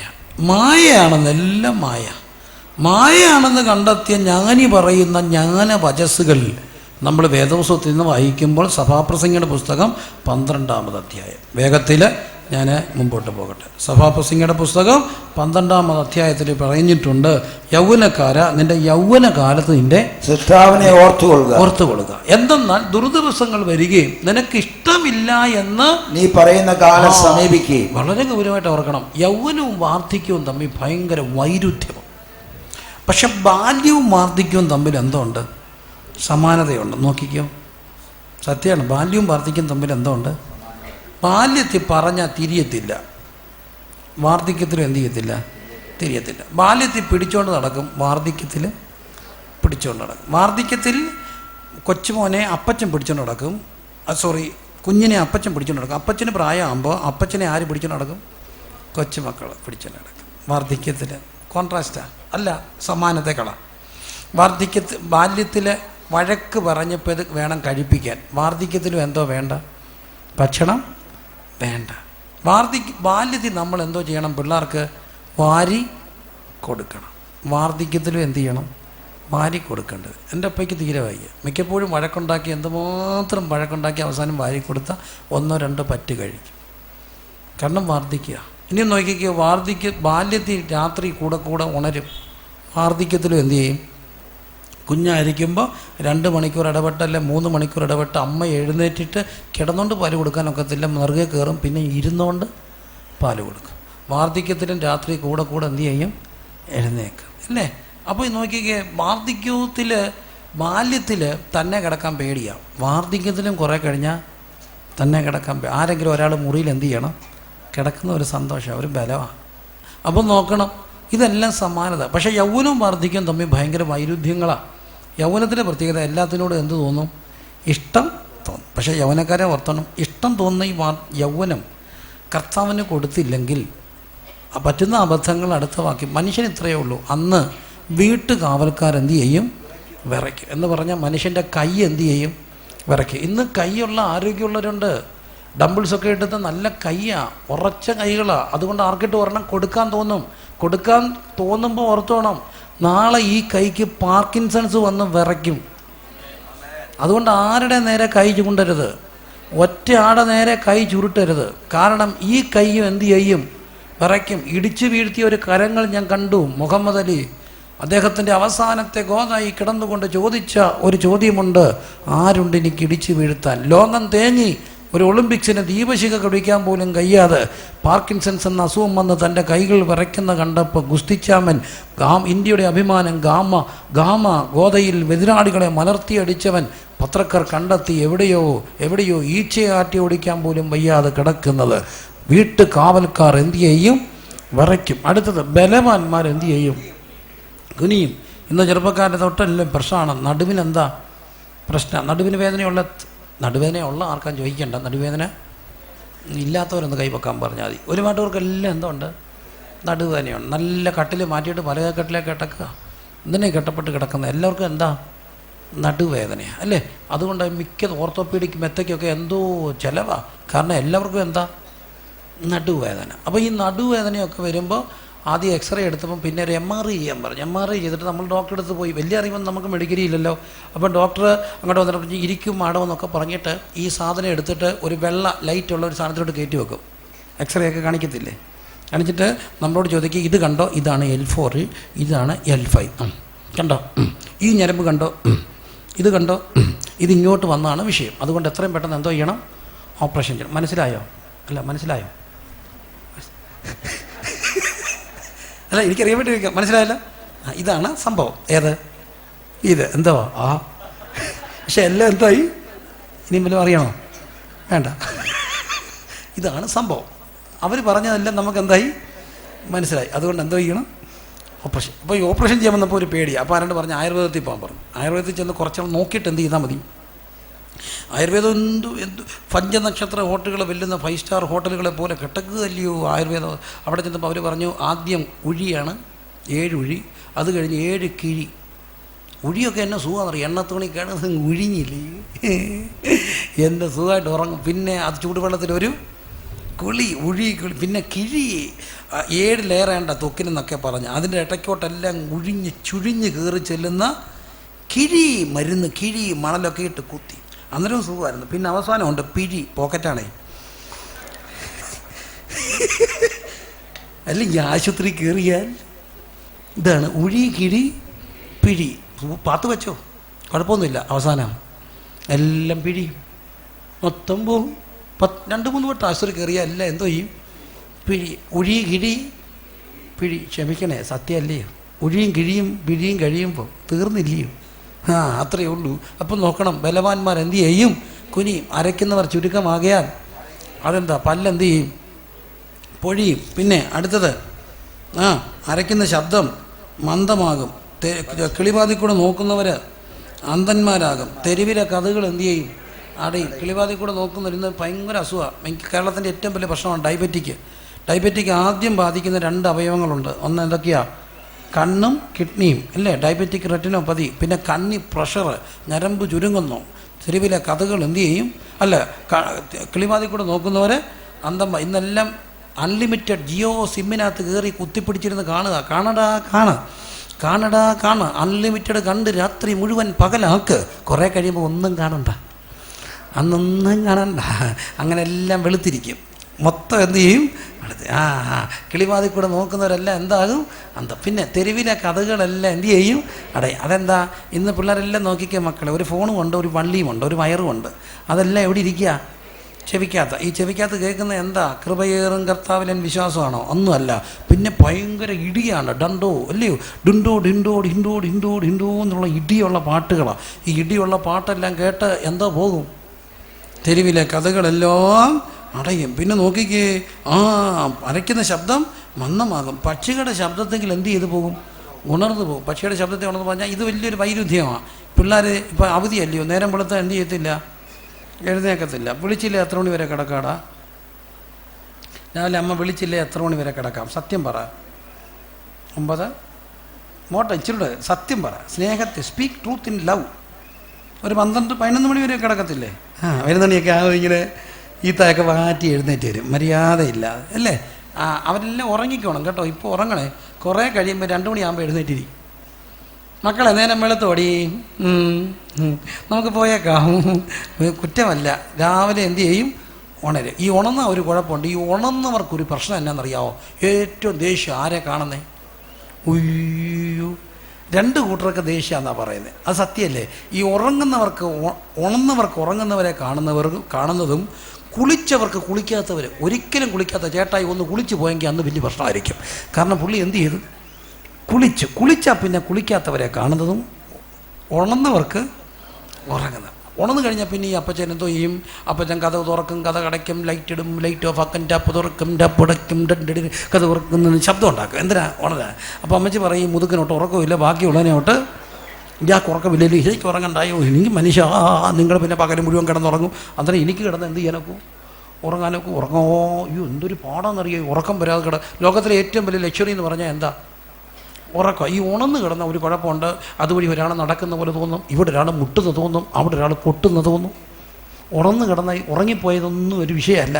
അപ്പം പക്ഷികളുടെ ശബ്ദത്തെങ്കിലും എന്ത് ചെയ്തു പോകും? ഉണർന്നു പോകും. അയ്യോ അന്ന് നോക്കിയ കയറ്റത്തെ എന്ത് ചെയ്യും? പേടിക്കും. കയറി വരാൻ ബുദ്ധിമുട്ടുള്ളവർക്ക് വേണ്ടി താഴെ ലൈവ് വെച്ചിട്ടുണ്ട്. ഇത്ര അല്ലേ സാറേ? താഴെ ലൈവ് വെച്ചേക്കുക. എന്തിനാ? ഈ സ്റ്റെപ്പ് കയറാൻ. കയറ്റത്തെ എന്ത് ചെയ്യും? പേടിക്കും. പിന്നെ വഴിയിൽ ഭീതി ഉള്ളതായിട്ട് തോന്നുന്നു പറഞ്ഞ് നടക്കുമ്പോൾ എന്ത് ചെയ്യുന്ന? വീഴുമോ എന്നങ്ങ് പേടിയാണ്. സത്യമാണ്. കൈയും കാലിലും ബലം കൊണ്ടുപോയി എവിടെയെങ്കിലും തട്ടിയാൽ മതി, അപ്പളെ എന്ത് ചെയ്യും? വീണ് പോവും. ശകലം വെള്ളം കിടന്നാൽ മതി, തെന്നി എന്ത് ചെയ്യും? വീഴും. അങ്ങനെ എത്ര പേര് കുളിമുറി തെന്നി അടിച്ച് വീണു. കാരണം ബലമില്ല, നീ ബാലൻസ് ചെയ്യത്തില്ല. വഴിയിൽ എന്തുള്ളതായിട്ട് തോന്നും? ഭീതി ഉള്ളതായിട്ട് തോന്നും. അയ്യോ എന്ത് സത്യമാണ്. ബദാംവൃക്ഷം എന്ത് ചെയ്യും? പൂക്കും എന്ന് പറഞ്ഞാൽ തലമുടി എന്ത് ചെയ്യും? നരയ്ക്കും. നരച്ചിട്ട് ഗോദറേജൊക്കെ ഇട്ട് വന്നേ ഗിരിക്കുക, അഡ്ജസ്റ്റൊക്കെ ചെയ്ത് ചെറുപ്പമായിട്ട് മിടുക്കരായിട്ടായിരിക്കുന്നത്. പക്ഷെ ഒരു കുഴപ്പമുണ്ട്, തൊക്കയിലെ ചുളിവ് മാറ്റാനൊക്കെ ഈ ഡൈ ചെയ്ത ഒരു പ്രശ്നം എന്നാണെന്നറിയാം. ഡൈ ചെയ്ത ഒരു പ്രശ്നം, ഞാൻ കണ്ട ഒരു പ്രശ്നം, ഞാനതുകൊണ്ടാണ് ചെയ്യാത്തത്. ഈ ചെയ്തു വേണേൽ വൃത്തിയായിട്ട് എന്ത് ചെയ്യണം? ചെയ്യണം. ഒരു 3 ആഴ്ച കൂടുമ്പോഴും ചെയ്യണം എന്നാണ് പറയുന്നത്. അല്ലെങ്കിൽ എന്നോ പറ്റുമെന്ന് ചോദിച്ചാൽ കുറേ ചെമ്പിച്ചിരിക്കും, കുറേ വെളുത്തിരിക്കും, കുറേ കറുത്തിരിക്കും. അപ്പോഴേ അറിയാം ഇതെന്തുവാ ഡയ്യ. ഒരു 3 നില കെട്ടിടത്തിന് 3 പെയിൻ്റ് അടിച്ച് അങ്ങനെ ഇരിക്കും. ഇതുപോലെ ഒരു ലെയറായിട്ടിരിക്കും, ഓരോ കളറായിട്ടിരിക്കുക, ചെമ്പിച്ച് കറുത്ത് വെളുത്ത് അല്ലേ. അതാണ് ബദാംവൃക്ഷം എന്ത് ചെയ്യും? പൂക്കും. അയ്യോ പിന്നെ തുള്ളന് ഇഴഞ്ഞെടുക്കുക. അതിന് പണ്ടത്തെ ഒരു അസുഖം അത്. ദേഹത്തോടെ ഏതാണ്ട് എന്ത് ചെയ്യുക? ഇഴച്ചില്ല അസുഖം. ഇന്നിപ്പോൾ നല്ല ലോഷനും ക്രീമും ഒക്കെ ഉള്ളത് കൊണ്ട് അത്രയും അത് ഫീൽ ചെയ്യത്തില്ല. പണ്ട് സ്കിൻ ഡ്രൈ ആകുമ്പോൾ തുള്ളന് ഇഴഞ്ഞെടുക്കും, ഇഴച്ചിൻ്റെ അസുഖം. പിന്നെ രോചനക്കുരു എന്ത് ചെയ്യാതെ വരും? അതെന്താ? ഡോക്ടർ പറഞ്ഞു ഇനി ഒന്നും ചെയ്യാനില്ല, നമ്മൾ വീട്ടിൽ കൊണ്ടുപോകണം, പിന്നെ വാട്ടർ ബെഡ് കിടത്തണം, ഇടയ്ക്കിടയ്ക്ക് തിരിച്ചും മറച്ചു വിടണം, പുറം പൊട്ടാതെ നോക്കണം. വരവില്ലേ? ആ വരവിൻ്റെ പേരാണ് രോചനക്കുരു. അയ്യോ രോചനക്കുരു വലിക്കാതെ വരും. താഴോട്ട് നോക്കി 6 പക്കം വെള്ളിച്ചരട് അറ്റുപോകും. അതെന്താ? പെട്ടെന്ന് BP കൂടുന്നു, പൊട്ടി എന്താ ഞരമ്പ്, വെള്ളിച്ചരട് അറ്റുപോകും, പൊൻകിണ്ണം തകരും, കിഡ്നി ഉടഞ്ഞു പോകും, പിന്നെ ഉറവെങ്കിലെ ചക്രം ഉടയും. അയ്യോ ഒരുപാട് വേർക്കുന്നു. ഞാൻ ഇടയ്ക്ക് രാത്രി ഒരു ഹോസ്പിറ്റലിൽ നിൽക്കുമ്പോൾ ചെറുപ്പക്കാരൻ, എൻ്റെ ദൈവം ഇങ്ങനെ മനുഷ്യനെ വേർക്കും, അയ്യോ ഞെട്ടിപ്പോയി, അങ്ങ് വേർക്ക് ഒഴുകുക. എന്തുവാ അറ്റായിക്ക ഒരുപാട് വേർക്കുക, കൈ അരച്ച് തീരുന്ന പോലെ, ചങ്ക് കുത്തി കീറുന്ന പോലെ, എന്തോ ഉടയുക, ഉറവെങ്കിലെ ചക്ര കുട ഉടയുക. ഇതല്ലോ മനുഷ്യൻ. എൻ്റെ പൊന്നപ്പ ഇത്രയേ ഉള്ളൂ മനുഷ്യൻ. ഇതാണ് മനുഷ്യനെങ്കിൽ ഒന്നിലും നെകളിക്കരുത്, ഒന്നിലും അഹങ്കരിക്കരുത്. എത്രയും ദൈവത്തിൻ്റെ മനുഷ്യൻ്റെ മുമ്പിൽ വിനയപ്പെടണം. ആരും അഹങ്കരിക്കരുത്, ആരും ഒരുവൻ്റെ നേരെ കൈ ചൂണ്ടരുത്. ഒറ്റത്തി വെറുതെ വർത്താനം പോലും പറയരുത്. വീട്ടിൽ കിടന്നും അലയ്ക്കരുത്, ചുമ്മാ കിടന്നങ്ങ് തൊണ്ണ തുറക്കരുത്. കാരണം ഇത്രയേ ഉള്ളൂ അന്വേഷണം. അങ്ങ് അലച്ച് വിടത്തും. എന്നോ അലയ്ക്കരുത്. കാരണം ഇത്രയേ ഉള്ളൂ. നമ്മളെല്ലാം ഇത്രയേ ഉള്ളൂ. ഈ ബോധ്യം നമ്മുടെ അപ്പച്ചനും അമ്മച്ചും. ഈ മനുഷ്യനെല്ലാം വെള്ളിച്ചരട് അറ്റുപോകുന്നൊന്നും പ്രായമായിട്ടല്ല, നല്ല ചെറുപ്പക്കാരുടെയാ വെള്ളിച്ചരട് എന്ത് ചെയ്യുന്നേ? അറ്റുപോകുന്നു. അറ്റാക്ക് വന്ന എല്ലാം പ്രായമുള്ളവരാണോ? അല്ല, പ്രായമുള്ളവർക്ക് സത്യത്തിൽ അവർ പറയും പഴയ മണ്ണ ഇരിക്കുന്ന ഇരിപ്പ് കണ്ടില്ലേ, പോകുന്നതല്ല ഏത് മണ്ണ്, പുതിയ മണ്ണങ്ങ് പോവുക. പഴയ മണ്ണിങ്ങനെ കരിയിലെയും പിന്നെ മണ്ണാങ്കട്ടയും കൂടെ കാശിക്കുന്ന പോലെ അവരിങ്ങനെ അങ്ങോട്ടും ഇങ്ങോട്ടും പൊതിഞ്ഞ് അവരങ്ങ് പോവും. പിന്നെ ഇരിക്കുന്നത് പോകുന്നതല്ല ആരാ, പുതിയ മണ്ണ. അയ്യോ, എത്ര ചെറുപ്പക്കാരാ തിരിച്ച് വരുമ്പം ഫോട്ടോ ഒക്കെ ഇരിക്കുന്നു. ഇലക്ഷന് നിൽക്കുകയാണോ, വെള്ളോട്ട് നോക്കിയപ്പോഴാണ് കണ്ടത് അക്കാലത്ത് പൊരിഞ്ഞു പോയ ഞങ്ങളുടെ പ്രിയപ്പെട്ട സുഹൃത്തിന് ആദര ആജ്ഞകൾ കണ്ണീരോടെ വിട. എത്ര എണ്ണം ഇരിക്കുന്നത്, എത്ര എണ്ണം ആശുപത്രി കിടക്കുന്നത്, എത്ര എണ്ണം തളർന്ന് കിടക്കുന്നത്. ഈ അറിവ് നമ്മുടെ അപ്പച്ചന്മാർക്കെല്ലാം ഉണ്ടായിരുന്നോണ്ടേ അധികാലത്ത് എഴുന്നേറ്റിട്ട് ഒരു പാട്ട് പാടും. എന്താ പാടുന്നത്?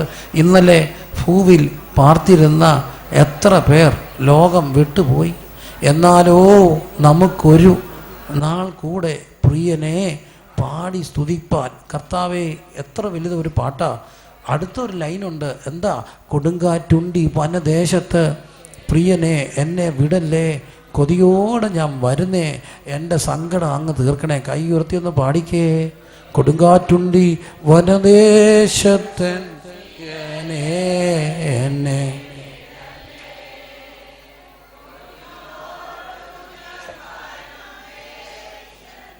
പ്രിയനെ എന്നെ വീടല്ലേ, കൊതിയോടു ഞാൻ.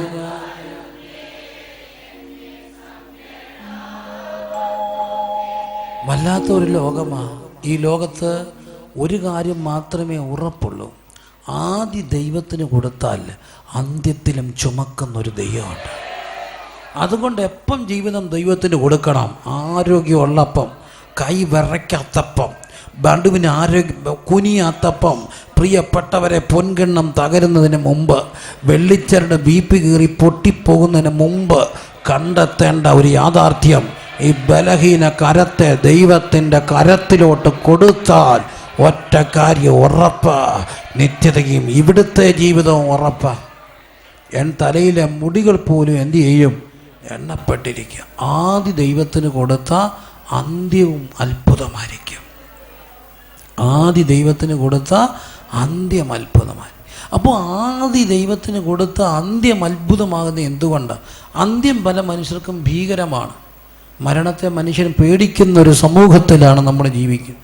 ഞാനൊരിക്കൽ എൻ്റെ കൂടെ നടന്നൊരു ചെറുപ്പക്കാരൻ, അദ്ദേഹം ഒരു മദ്യപാനിയായിരുന്നു. പിന്നെ എൻ്റെ കൂടെ കുറേ നാൾ നിന്നു, പിന്നെ പിന്മാറ്റത്തി. പക്ഷെ മരണത്തിൻ്റെ ആ ദിവസങ്ങളിൽ നടന്ന ഒരു 12 മണിക്കൂർ മുമ്പ്, മരണത്തിൻ്റെ 12 ഒരു കേവലം മണിക്കൂറുകളുടെ ഇടവേളയിൽ മരണത്തിന് മുമ്പ് ചിന്തിക്കാനാവാത്ത മനുഷ്യബുദ്ധിക്ക് അപ്പുറമായൊരു കാര്യം നടന്നു. അന്ന് രാവിലെ ഈ മനുഷ്യൻ അസ്വസ്ഥനായി, പിന്മാറ്റക്കാരനാണ്, അസ്വസ്ഥനായി.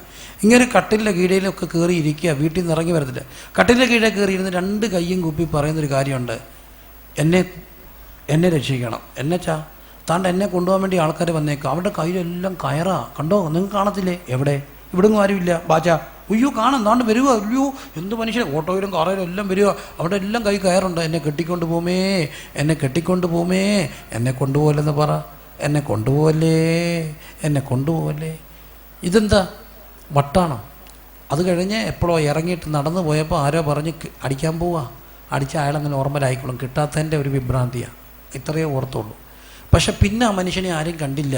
അന്ന് മെഡിക്കൽ കോളേജിൽ നിന്ന് രാത്രി ഒരു ഫോൺ കോൾ വന്നു. എങ്ങനെയോ വണ്ടി ഇടിച്ച ഈ അനാഥ പ്രേതത്തെ ആരോ മെഡിക്കൽ കോളേജ് എത്തിച്ചു.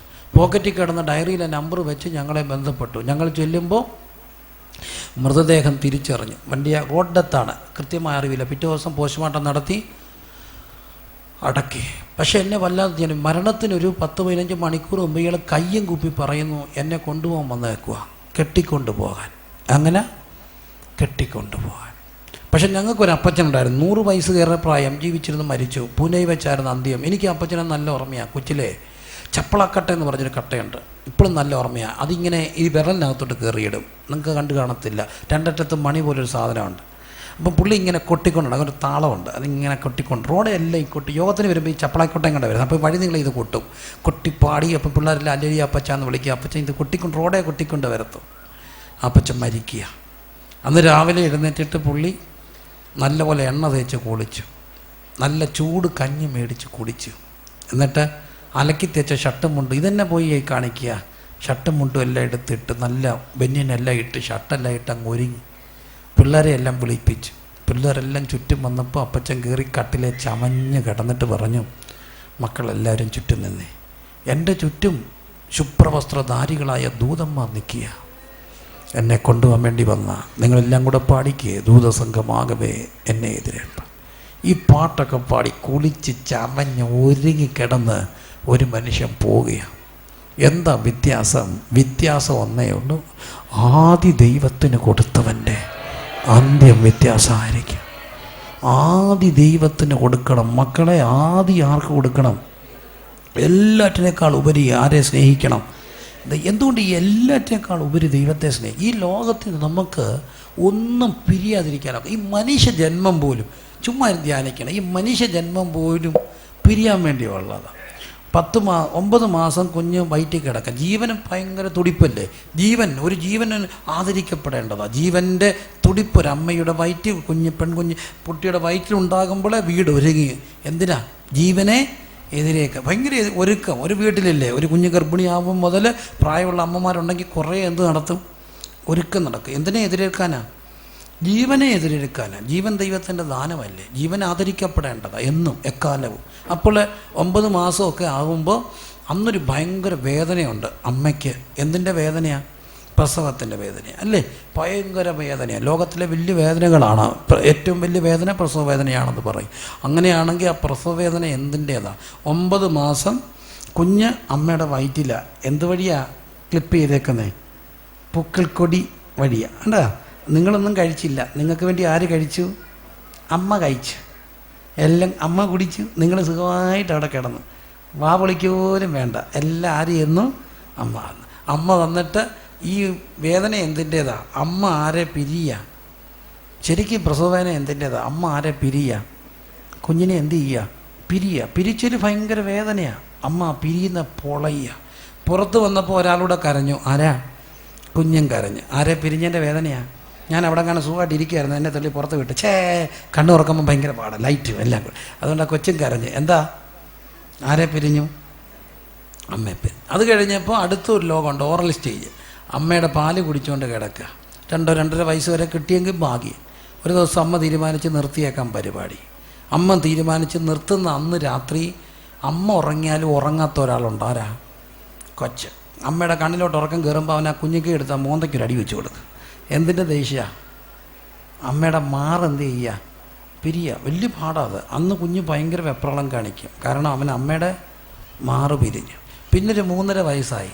അപ്പം നമ്മൾ പ്രാർത്ഥിച്ച് ആദ്യാക്ഷരമൊക്കെ കുറിപ്പിച്ച് എന്തെങ്കിലുമൊക്കെ ആയിക്കോട്ടെ, കുറിപ്പിക്കേണ്ടവർ കുറിപ്പിക്കുക, ഇഷ്ടമില്ലാത്തവർ ചെയ്യരുത്, എല്ലാം അവരവരുടെ യുക്തിക്ക് ചെയ്യുക. അങ്ങനെ പ്രാർത്ഥിച്ച് കുഞ്ഞ് ഉടുപ്പൊക്കെ ഇട്ട് പോപ്പിക്കൊടയം പിടിച്ച് എവിടെ പോയി? സ്കൂളിൽ പോയി. സ്കൂളിൻ്റെ തിരുമുറ്റത്തോട്ട് കയറുമ്പോൾ ഒരാൾ കരയും. ആരാ? കുഞ്ഞ്. എനിക്ക് കൂലി പോകണ്ട, ഞാൻ പോകത്തില്ല. അപ്പം വേറെ ആളോട് അവിടെ നിന്ന് കരയും. ആരാ? അമ്മ. അപ്പം ടീച്ചർ വന്ന് പറയും, ദൈവത്തെ ഓർത്ത് ഈ അമ്മമാരങ്ങ് പോ, നിങ്ങളങ്ങ് പോ. തള്ളി ഇറക്കി ഗേറ്റും വിട്ടു. ഗേറ്റ് കയറുമ്പം തിരിഞ്ഞ് നോക്കുമ്പം കരഞ്ഞുകൊണ്ട്, അമ്മ എന്നെ കൂടെ കൊണ്ടുപോ, ഞാൻ വരും അമ്മേ. വലിച്ചുകൊണ്ട് എവിടെ കയറ്റും? സ്കൂളിൽ കയറ്റും. അന്ന് ആരെ പിരിഞ്ഞു? അമ്മ. വീട് പിരിഞ്ഞു. പിന്നെ 10ാം ക്ലാസ് വരെ അവിടെ പഠിച്ചു. അടുത്തൊരു പിരിച്ചിലുണ്ട്, സോഷ്യല്, ഫെയർവെല്, 10ാം ക്ലാസ്, ഓട്ടോഗ്രാഫ്. എടീ കളിക്കൂട്ടുകാരി, എന്ത് ചെയ്യടി കൊച്ചുങ്ങളെ ഓട്ടോഗ്രാഫ്? അല്ല, എനിക്കറിയാം നിങ്ങളുടെ ഓട്ടോഗ്രാഫ് അല്ല എന്ത് ചെയ്യും? തട്ടമ്പുറത്ത് അങ്ങോട്ട് കിടപ്പുണ്ടല്ലേ. ഇനി എന്തെങ്കിലും പിള്ളേർ തപ്പിക്കൊണ്ട് വരും. കണ്ടോ അമ്മയുടെ ഓട്ടോഗ്രാഫ്? ചേട്ടായി പറയടേ, എന്നെ കാണിച്ചടി, നോക്കട്ടടി, അതിനകത്ത് വേറെ വല്ലതും ഉണ്ടോയെന്ന്. ഓട്ടോഗ്രാഫ്. അന്ന് ഭയങ്കര സംഭവമാണ്. ആരെ പിരിഞ്ഞു? കൂട്ടുകാരെ പിരിഞ്ഞു. അത് കഴിഞ്ഞപ്പോൾ പ്ലസ് ടു കഴിഞ്ഞപ്പോൾ മംഗലാപുരത്ത് പഠിക്കാം. ഞാൻ ഒരിക്കൽ തിരുവല്ല റെയിൽവേ സ്റ്റേഷനിൽ നിൽക്കുമ്പോൾ കണ്ടതാണ്. ട്രെയിൻ വന്ന് കയറിപ്പോയി. കൊച്ചിനെ കയറ്റി വിട്ടിട്ട് അമ്മ ടാറ്റ കൊടുക്കുക. ട്രെയിൻ ചങ്ങനാശ്ശേരി ചെന്നിട്ട് അമ്മ എന്താ കൊടുക്കുക? കഷ്ടമുണ്ട്. നിങ്ങളെന്താ വെറുതെ വയ്ക്കുക പിള്ളേരെ, ഇതൊക്കെ ഓർക്കണേ. ട്രെയിൻ ചങ്ങനാശ്ശേരി ചെന്ന് എന്നിട്ട് അമ്മ എന്താ കൊടുക്കുക? അവൾ പാലക്കാട് കഴിഞ്ഞപ്പോഴേ ഡിണ്ടിട്ട് അടിച്ചിങ്ങനെ. പക്ഷെ അപ്പോഴും അമ്മ എന്താ കൊടുത്തോണ്ടിരിക്കുക? ടാറ്റ കൊടുത്തോണ്ടിരിക്കുക. അച്ചായൻ വന്ന് ചോദിച്ചു, എന്താ പാടി ഇനി ആരെ കാണിക്കാടി? ആരെ പിരിഞ്ഞു? കൊച്ചിനെ. അത് കഴിഞ്ഞ് കല്യാണത്തിൻ്റെ അന്ന് വന്ന് ഒരുങ്ങി എന്ത് പ്രാർത്ഥിച്ച് പോസ്റ്റ് കല്യാണം നടന്ന്. കല്യാണമൊക്കെ കഴിഞ്ഞിട്ട് ഈ വിവാഹ നിശ്ചയമൊക്കെ എഴുതുമ്പോൾ എഴുതത്തില്ലേ, എന്നിട്ട് ഇന്നടത്ത് വെച്ച് ഇന്ന മാസം ഇത്രാം തീയതി ഇത്ര മണിക്ക് കല്യാണം നടത്തുവാനും, അത് കഴിഞ്ഞ് വരൻ്റെ ഗ്രഹത്തിൽ വീട് കയറാൻ ഗൃഹപ്രവേശനം നടത്തുവാനും കർത്താവിൽ ആശ്രയിച്ച് തീരുമാനിച്ച് ഉറപ്പിച്ച് ഗൃഹപ്രവേശനം വലത്തുകാല വെച്ച് കയറുന്നു, ഇഷ്ടപ്പെട്ടാലും ഇതൊക്കെ ഒരു നാട്ടു നടപ്പാണ്, എന്തെങ്കിലും ആയിക്കോട്ടെ. ഏതായാലും അകത്ത് കയറുമ്പോൾ അവിടെ ഒരു ചടങ്ങുണ്ട്. അമ്മയുടെക്കൊരു സാരിയോ ഒക്കെ കൊടുക്കത്തില്ലേ. അപ്പോൾ ഒരു കാര്യം പറയും, ഇപ്പോൾ പെണ്ണിൻ്റെ അമ്മ പെണ്ണിൻ്റെ കൈ എടുത്ത് ആരുടെ കയ്യിൽ കൊടുക്കും? ചെറുക്കൻ്റെ അമ്മയുടെ കൈ കൊടുക്കും. ഇത് പറയുന്നതിന് മുമ്പേ പെണ്ണെടുത്ത് കൈ കൊടുക്കും, എന്നാൽ പിടിച്ച് കൊടുത്തേക്കാൻ. പിന്നെ ഒരു കാര്യം ഓർത്തോണേ, നിൻ്റെ കൈ എടുത്ത് അമ്മയുടെ കയ്യിലോട്ട് കൊടുക്കുമ്പോൾ ഒരാൾ കരയും. ആരാ? കണ്ടിട്ടുണ്ടോ? പൊട്ടിക്കരയും. ആരാ? അമ്മ. എന്നിട്ട് ഈ വിവാഹം നടക്കാൻ വേണ്ടി ഏറ്റവും കൂടുതൽ പ്രാർത്ഥിച്ച ആരാ? അമ്മ. എന്നിട്ടും പിന്നെ എന്തിനാ കരയുന്നേ? നിങ്ങളെന്തിനാ കരഞ്ഞേ? പെണ്ണ് ചിരിക്കുക, അവൾക്കിതൊന്നും അറിയത്തില്ല. അവൾ വേറെ ലോകത്തില്ല, മാസ്മരിക ലോകത്താണ്. പക്ഷെ ആര് കരയും? അമ്മ കരയും. കരഞ്ഞില്ലേ? കാരണം ഈ കൊച്ചിനെ എന്ത് ചെയ്യുക? പിരിയുക. എനിക്ക് ഇനി അവളെ തല്ലാനൊക്കത്തില്ല, വിവരം അറിയും. കാരണം അവളിനി എൻ്റേതല്ല, പിരിയുക. ഇനി അവൾ വീട്ടുകാരായി വന്നാൽ ഉടനെ അവൾ പറയുക, ഞാൻ പോവുകയാണേ. അയ്യോ കഷ്ടമുണ്ട്. പിരിഞ്ഞ കൊച്ച്. പിന്നെ അവർ തമ്മിൽ അന്ന് പറയും, നമ്മളൊരിക്കലും എന്ത് ചെയ്യരുത്? പിരിയല്ലേ, അല്ലേ? നമ്മളൊരിക്കലും പിരിയല്ല. പറഞ്ഞിട്ട് കാര്യമില്ല. ആരെങ്കിലും ഒരാൾ എന്ത് ചെയ്യും? പിരിയും. ആരാദ്യം പിരിയും എന്നുള്ളത് പ്രശ്നമാണ്. ഞാൻ പറയും, ഭർത്താവെ ആദ്യം പോകാവൂ, ഭാര്യ പിന്നെ പോകാവൂ. അല്ല ചേട്ടന്മാരെ, സത്യമായിട്ട് എന്നും പ്രാർത്ഥിച്ചോണേ, നമ്മളെ ആദ്യം പോകാവൂ. എൻ്റെ കാര്യം പറഞ്ഞാൽ, ഞാൻ ജീവിച്ചിരിക്കുമ്പോൾ അവൾ പോയാൽ ഞാൻ രാവിലെ എൻ്റെ ഷർട്ടും മുണ്ടുമൊക്കെ എവിടെ പോയി എടുക്കും? എനിക്കൊന്നും അറിയത്തില്ല. കൊണ്ടത്തന്നാൽ ഇട്ടേച്ചു പോകും. വലിയ വീരസാഹിസം അടിക്കുന്നവരെല്ലാം ഗതി ഇതല്ലേ. എടുത്തെല്ലാം കയ്യിൽ തന്നാൽ പോകും. മിക്കവാറും ചിലത് ഒന്നും കാണത്തില്ല. ഇടി അതെന്നാടി അതില്ലാത്തത്? അല്ല, നിങ്ങളെന്നെ എടുത്ത് വെക്കാഞ്ഞ? അവൾ എടുത്ത് തന്നതൊക്കെ എൻ്റെ കയ്യിൽ കൊള്ളൂ, അന്നും ഇന്നും അല്ല. അപ്പോൾ എന്ന് ഓർത്തോണം, ഇവരായുസോടിരിക്കാൻ പ്രാർത്ഥിക്കണം. ഒരിക്കലെങ്കിലും അങ്ങനെ പറയും, നീ പോടി, ഞാൻ കെട്ടു വന്ന വരുന്നു, ആരാണ്ട കെട്ടട്ടോ. അന്നേരം അറിയാം വിവരം. ഇഞ്ഞാറ എഴുതിക്കും. അപ്പോൾ അത് വേണ്ട എങ്കിൽ പ്രാർത്ഥിച്ചോണേ, ആയുസ് അവർക്ക് കിട്ടാൻ. ഏതായാലും ഒരാൾ എന്ത് ചെയ്യും? ആ ഒരാൾ പോയി കഴിയുമ്പോൾ പിന്നെ മണ്ണ് ശവക്കോട്ടയിൽ വരും. ഒരു പിടി മണ്ണിടുമ്പോൾ ഒരു കരച്ചിൽ, എന്നെ കൂടെ കൊണ്ടുപോകും. ഇച്ചിരി കഴിയുമ്പോൾ അതും മറന്നു, അവിടെ നിന്ന് ബന്നും കാപ്പിയും തിന്നുക. നിങ്ങളെല്ലാവരും വീട്ടിൽ വന്നിട്ട് എന്ത് ചെയ്യാവും? പോകാവും കേട്ടോ, ആരും ഇവിടുന്ന് പോകല്ല കേട്ടോ. എല്ലാവരോടും നടന്ന് എന്തോ പറയുക? വർത്താനം പറ. ഇത്രയൊക്കെ ഉള്ളന്നേ. എല്ലാത്തിനെയും പിരിയണം. അപ്പം മനുഷ്യ ജീവിതം എന്ത് ചെയ്യാനുള്ളതാ? പിരിയാനുള്ളതാ. അമ്മയുടെ വയറ് പിരിഞ്ഞു, അമ്മയുടെ മാറ് പിരിഞ്ഞു, വീട് പിരിഞ്ഞു, പിന്നെ അപ്പനെയും അമ്മയെയും പിരിഞ്ഞു, ഭാര്യയുമായിട്ട് ഒന്നായി. പിന്നെ എനിക്ക് ഈ പിരിയുന്ന കാര്യം ചുമ്മാ ചിന്തിച്ചാലേ കരച്ചിൽ വരും. ഭാര്യയെ പിരിയണം, പിന്നെ ഈ പിള്ളേരെ എല്ലാം എന്തോ ചെയ്യണം? പിരിയണം. എന്ത് പാടാ പിള്ളേരെ പിരിയണം, പിന്നെ സഭക്കാരെ പിരിയണം, എല്ലാവരെയും പിരിയണ്ടേ. ചിലപ്പോഴൊക്കെ ദൂരെയൊക്കെ പോകുമ്പോഴേ ചിലതൊക്കെ പറയും ഹോട്ടലൊക്കെ തരും ഇച്ചിരി, അല്ലെ ചില പറയും ഇത്രയും സമയമായില്ല, ഇനി കിടന്നിട്ട് പോകും. എന്നാലും കൂടെ പിള്ളേർ ഉറങ്ങാതെ ഓടിക്കാമെങ്കിൽ നമുക്ക് വഴി കിടന്ന് ശാന്തരം ഉറങ്ങിയാണെങ്കിലും അങ്ങ് വീട്ടിൽ ചെല്ലാം. ഈ വീട്ടിൽ ചെല്ലാൻ എനിക്ക് ധൃതി എന്തിനാ? ഒരു ധൃതിയാണ്. ഈ സ്യൂട്ട് റൂമിൽ കിടക്കുന്നതിൽ ഒരു സുഖമുണ്ട്. നമ്മുടെ മൂട്ടിൽ ചെന്നിട്ട് എവത്തെ കയറി കിടക്കാനാണ്. നമ്മുടെ ആ കട്ടിലില്ലേ, നമ്മുടെ കട്ടിൽ അവത്തെ ഒരു കൂറ തലവണയുണ്ട്. ഈ വലിയ നമ്മളെല്ലാം മനുഷ്യരാണ്. എന്നും തലവണക്കാവൻ മാറുമോ? ഓ ഇല്ല, ഗസ്റ്റൊക്കെ വരുമ്പോഴാണ്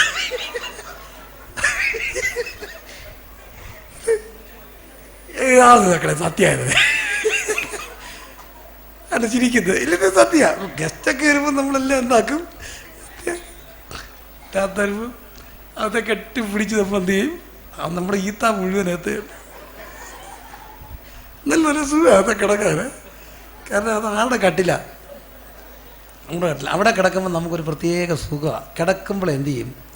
ഉറങ്ങിപ്പോ. കാരണം അത് ആളുടെ കട്ടില, നമ്മുടെ കട്ടില. ചിലർക്ക് ഈ കട്ടില കിടന്നാലേ എന്ത് വരത്തുള്ളൂ, ഉറങ്ങും. പക്ഷേ ഓർത്തോണേ, ഒരു ദിവസം മരിച്ചു കഴിയുമ്പോൾ ഉപദേശി പറയും, ഇപ്പോൾ ബോഡി കട്ടിലിൽ നിന്ന് അങ്ങോട്ട് മാറ്റുന്നു, പെട്ടിയിലോട്ട് മാറ്റും. അപ്പോൾ ഒരു പാട്ടുണ്ട്, വിട്ടുപോകുന്നു ഞാൻ ഈ ദേശം അന്യനായി, പാട്ടൊക്കെ പാടും. പിന്നെ കുറേ കഴിയും പറയും, ഇപ്പം പെട്ടി തിണ്ണയെ നിറക്കി എങ്ങോട്ട് വെക്കുന്നു? പന്തിലോട്ട് വെക്കും. അപ്പോൾ തിറക്കി പറഞ്ഞു, കാലാദ്യം ഇറങ്ങട്ടെ. എന്തിനാ? നടന്നിറങ്ങിപ്പോ. എന്തിനാ ഈ കാലാദ്യം കേട്ടത്? നടന്ന് കയറണം, നടന്നിറങ്ങി പോകണം. അപ്പം ഞാൻ ചിലപ്പോൾ എന്തായി, ഭാര്യയെ പിരിയണ്ടേ? പിള്ളേരെ പിരിയണ്ടേ, കട്ടിൽ പിരിയണ്ടേ, വീട് പിരിയണ്ടേ, ഈ ലോകത്തിലെല്ലാം എന്ത് ചെയ്തേ ഒക്കത്തുള്ളൂ, പിരിഞ്ഞേ ഒക്കത്തുള്ളൂ. പക്ഷേ ഈ ലോകത്ത് എൻ്റെ അപ്പനെ ഞാൻ പിരിയണം, എൻ്റെ അമ്മ എന്നെ പിരിഞ്ഞു, എൻ്റെ അപ്പൻ എപ്പം പിരിയുമെന്ന് അറിയാത്തൊരു സ്റ്റേജിൽ കിടക്കുന്നു. നാളെ ഞാനും എൻ്റെ മക്കളെ പിരിയണം. ഞാൻ തന്നെ ആയുസ് കൊണ്ട് പല ദിവസം ഞാൻ നോക്കി നിൽക്കുമ്പോൾ എനിക്ക് പിരിയണം, ഇതെല്ലാം പിരിയണം. പക്ഷെ എനിക്ക് പിരിയാത്ത ഒരൊറ്റ കാര്യമുള്ളൂ, ഞാൻ ഇവിടെ തുടങ്ങിയ എൻ്റെ ദൈവവുമായിട്ടുള്ള ബന്ധം, അത് മരണം കൊണ്ട് പിരിയത്തില്ല. പിരിയാത്ത ഒറ്റ ബന്ധമേ ലോകത്തുള്ളൂ, അത് ദൈവവുമായിട്ടുള്ള ബന്ധം. ഇന്ന് കർത്താവുമായിട്ടൊന്ന് കൈ കൊടുത്ത, കർത്താവ് നമ്മുടെ ജീവിതത്തിൽ സീരിയസ് ആയ ആ ബന്ധം മരണം കൊണ്ടും പിരിയത്തില്ല. മരണത്താൽ മറയാത്ത മഹൽ സ്നേഹപ്രഭയാൽ പിരിയ ബന്ധമാണിത്. അതുകൊണ്ട് എൻ്റെ പ്രിയപ്പെട്ടവരെ, ഭാര്യയേക്കാൾ ഉപരി കർത്താവിനെ സ്നേഹിക്കണം. എൻ്റെ പ്രിയപ്പെട്ട അമ്മമാരെ, മക്കളെ സ്നേഹിക്കണം 100%. പക്ഷേ അവരെ ഒരു ദിവസം നിങ്ങൾ പിരിയും, നമ്മൾ പിരിയും. പക്ഷേ എൻ്റെ കർത്താവിനെ നമ്മൾ ഒരിക്കലും പിരിയത്തില്ല. കൂടപ്പിറപ്പുകളെ പിരിയും.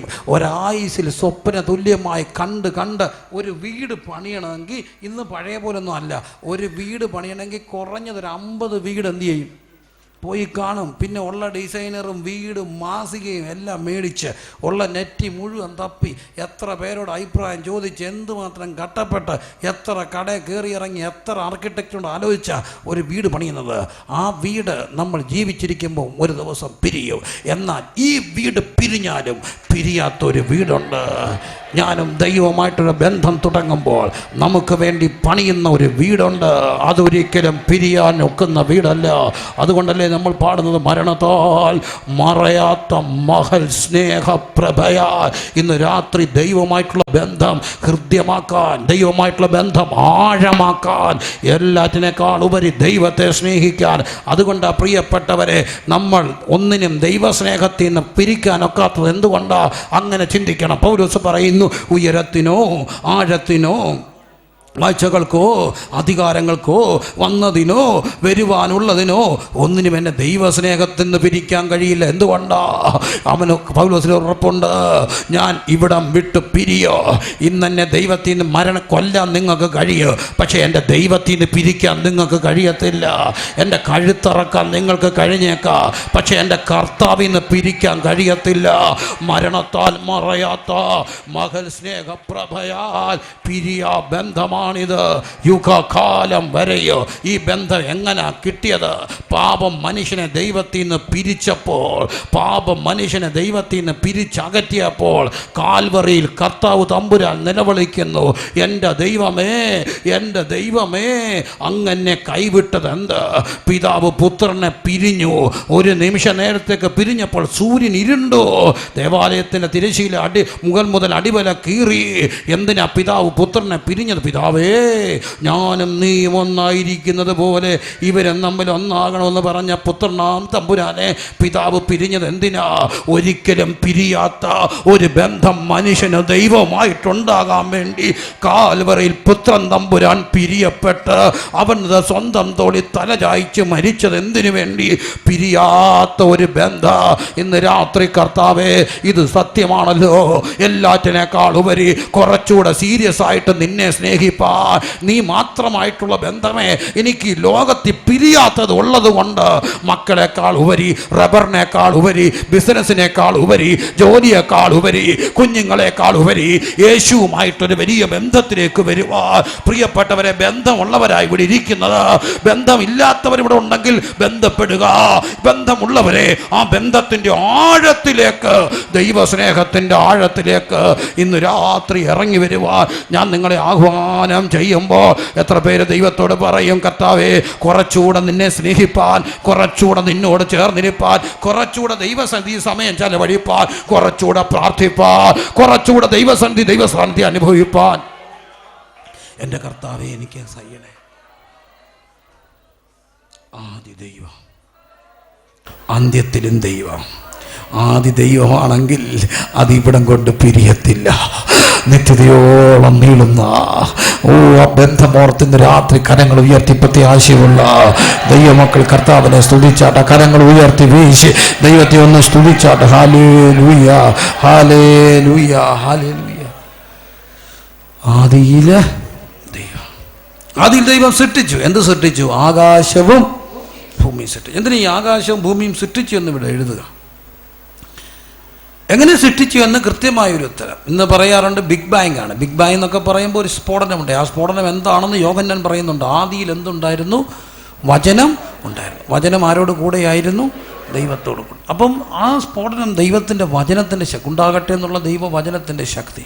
എന്നെ കേൾക്കുന്ന പ്രിയപ്പെട്ട സഹോദരങ്ങളെ, ആദി ദൈവമാണെങ്കിൽ അവൻ്റെ വായിൽ ആദിയിൽ എന്തുണ്ടാകും? വചനം ഉണ്ടാകും. പറഞ്ഞ എന്തുണ്ടാകും? വചനം. കുറച്ചുകൂടെ സീരിയസ് ആയിട്ട് അവൻ വചനം വായിക്കും, അവൾ വചനം വായിക്കും. കാരണം ആദി ദൈവമുള്ളവൻ്റെ ആദിയിൽ എന്തുണ്ട്? വചനമുണ്ട്. യോഹന്നാൻ 1 ആദിയിൽ എന്തുണ്ടായിരുന്നു? വചനമുണ്ടായിരുന്നു. ഞാൻ വലിയ ഒരു പ്രാസംഗികനൊന്നുമല്ല, വളരെ ദൈവം എവിടേക്കോ ഒന്ന് ഉപയോഗിക്കണം. എന്താ പറയുക, എല്ലാ താഴ്മയോടും പറയട്ടെ. എന്നിട്ട് ഒരു ദിവസം ചിലരിങ്ങനെ വഴക്ക് പറയാൻ വേണ്ടി കർത്താവ് വായിക്കും. എൻ്റെ ഒരു സുഹൃത്ത് ഒരു ദിവസം എന്നോട് വന്നൊരു ചോദ്യം ചോദിച്ചു.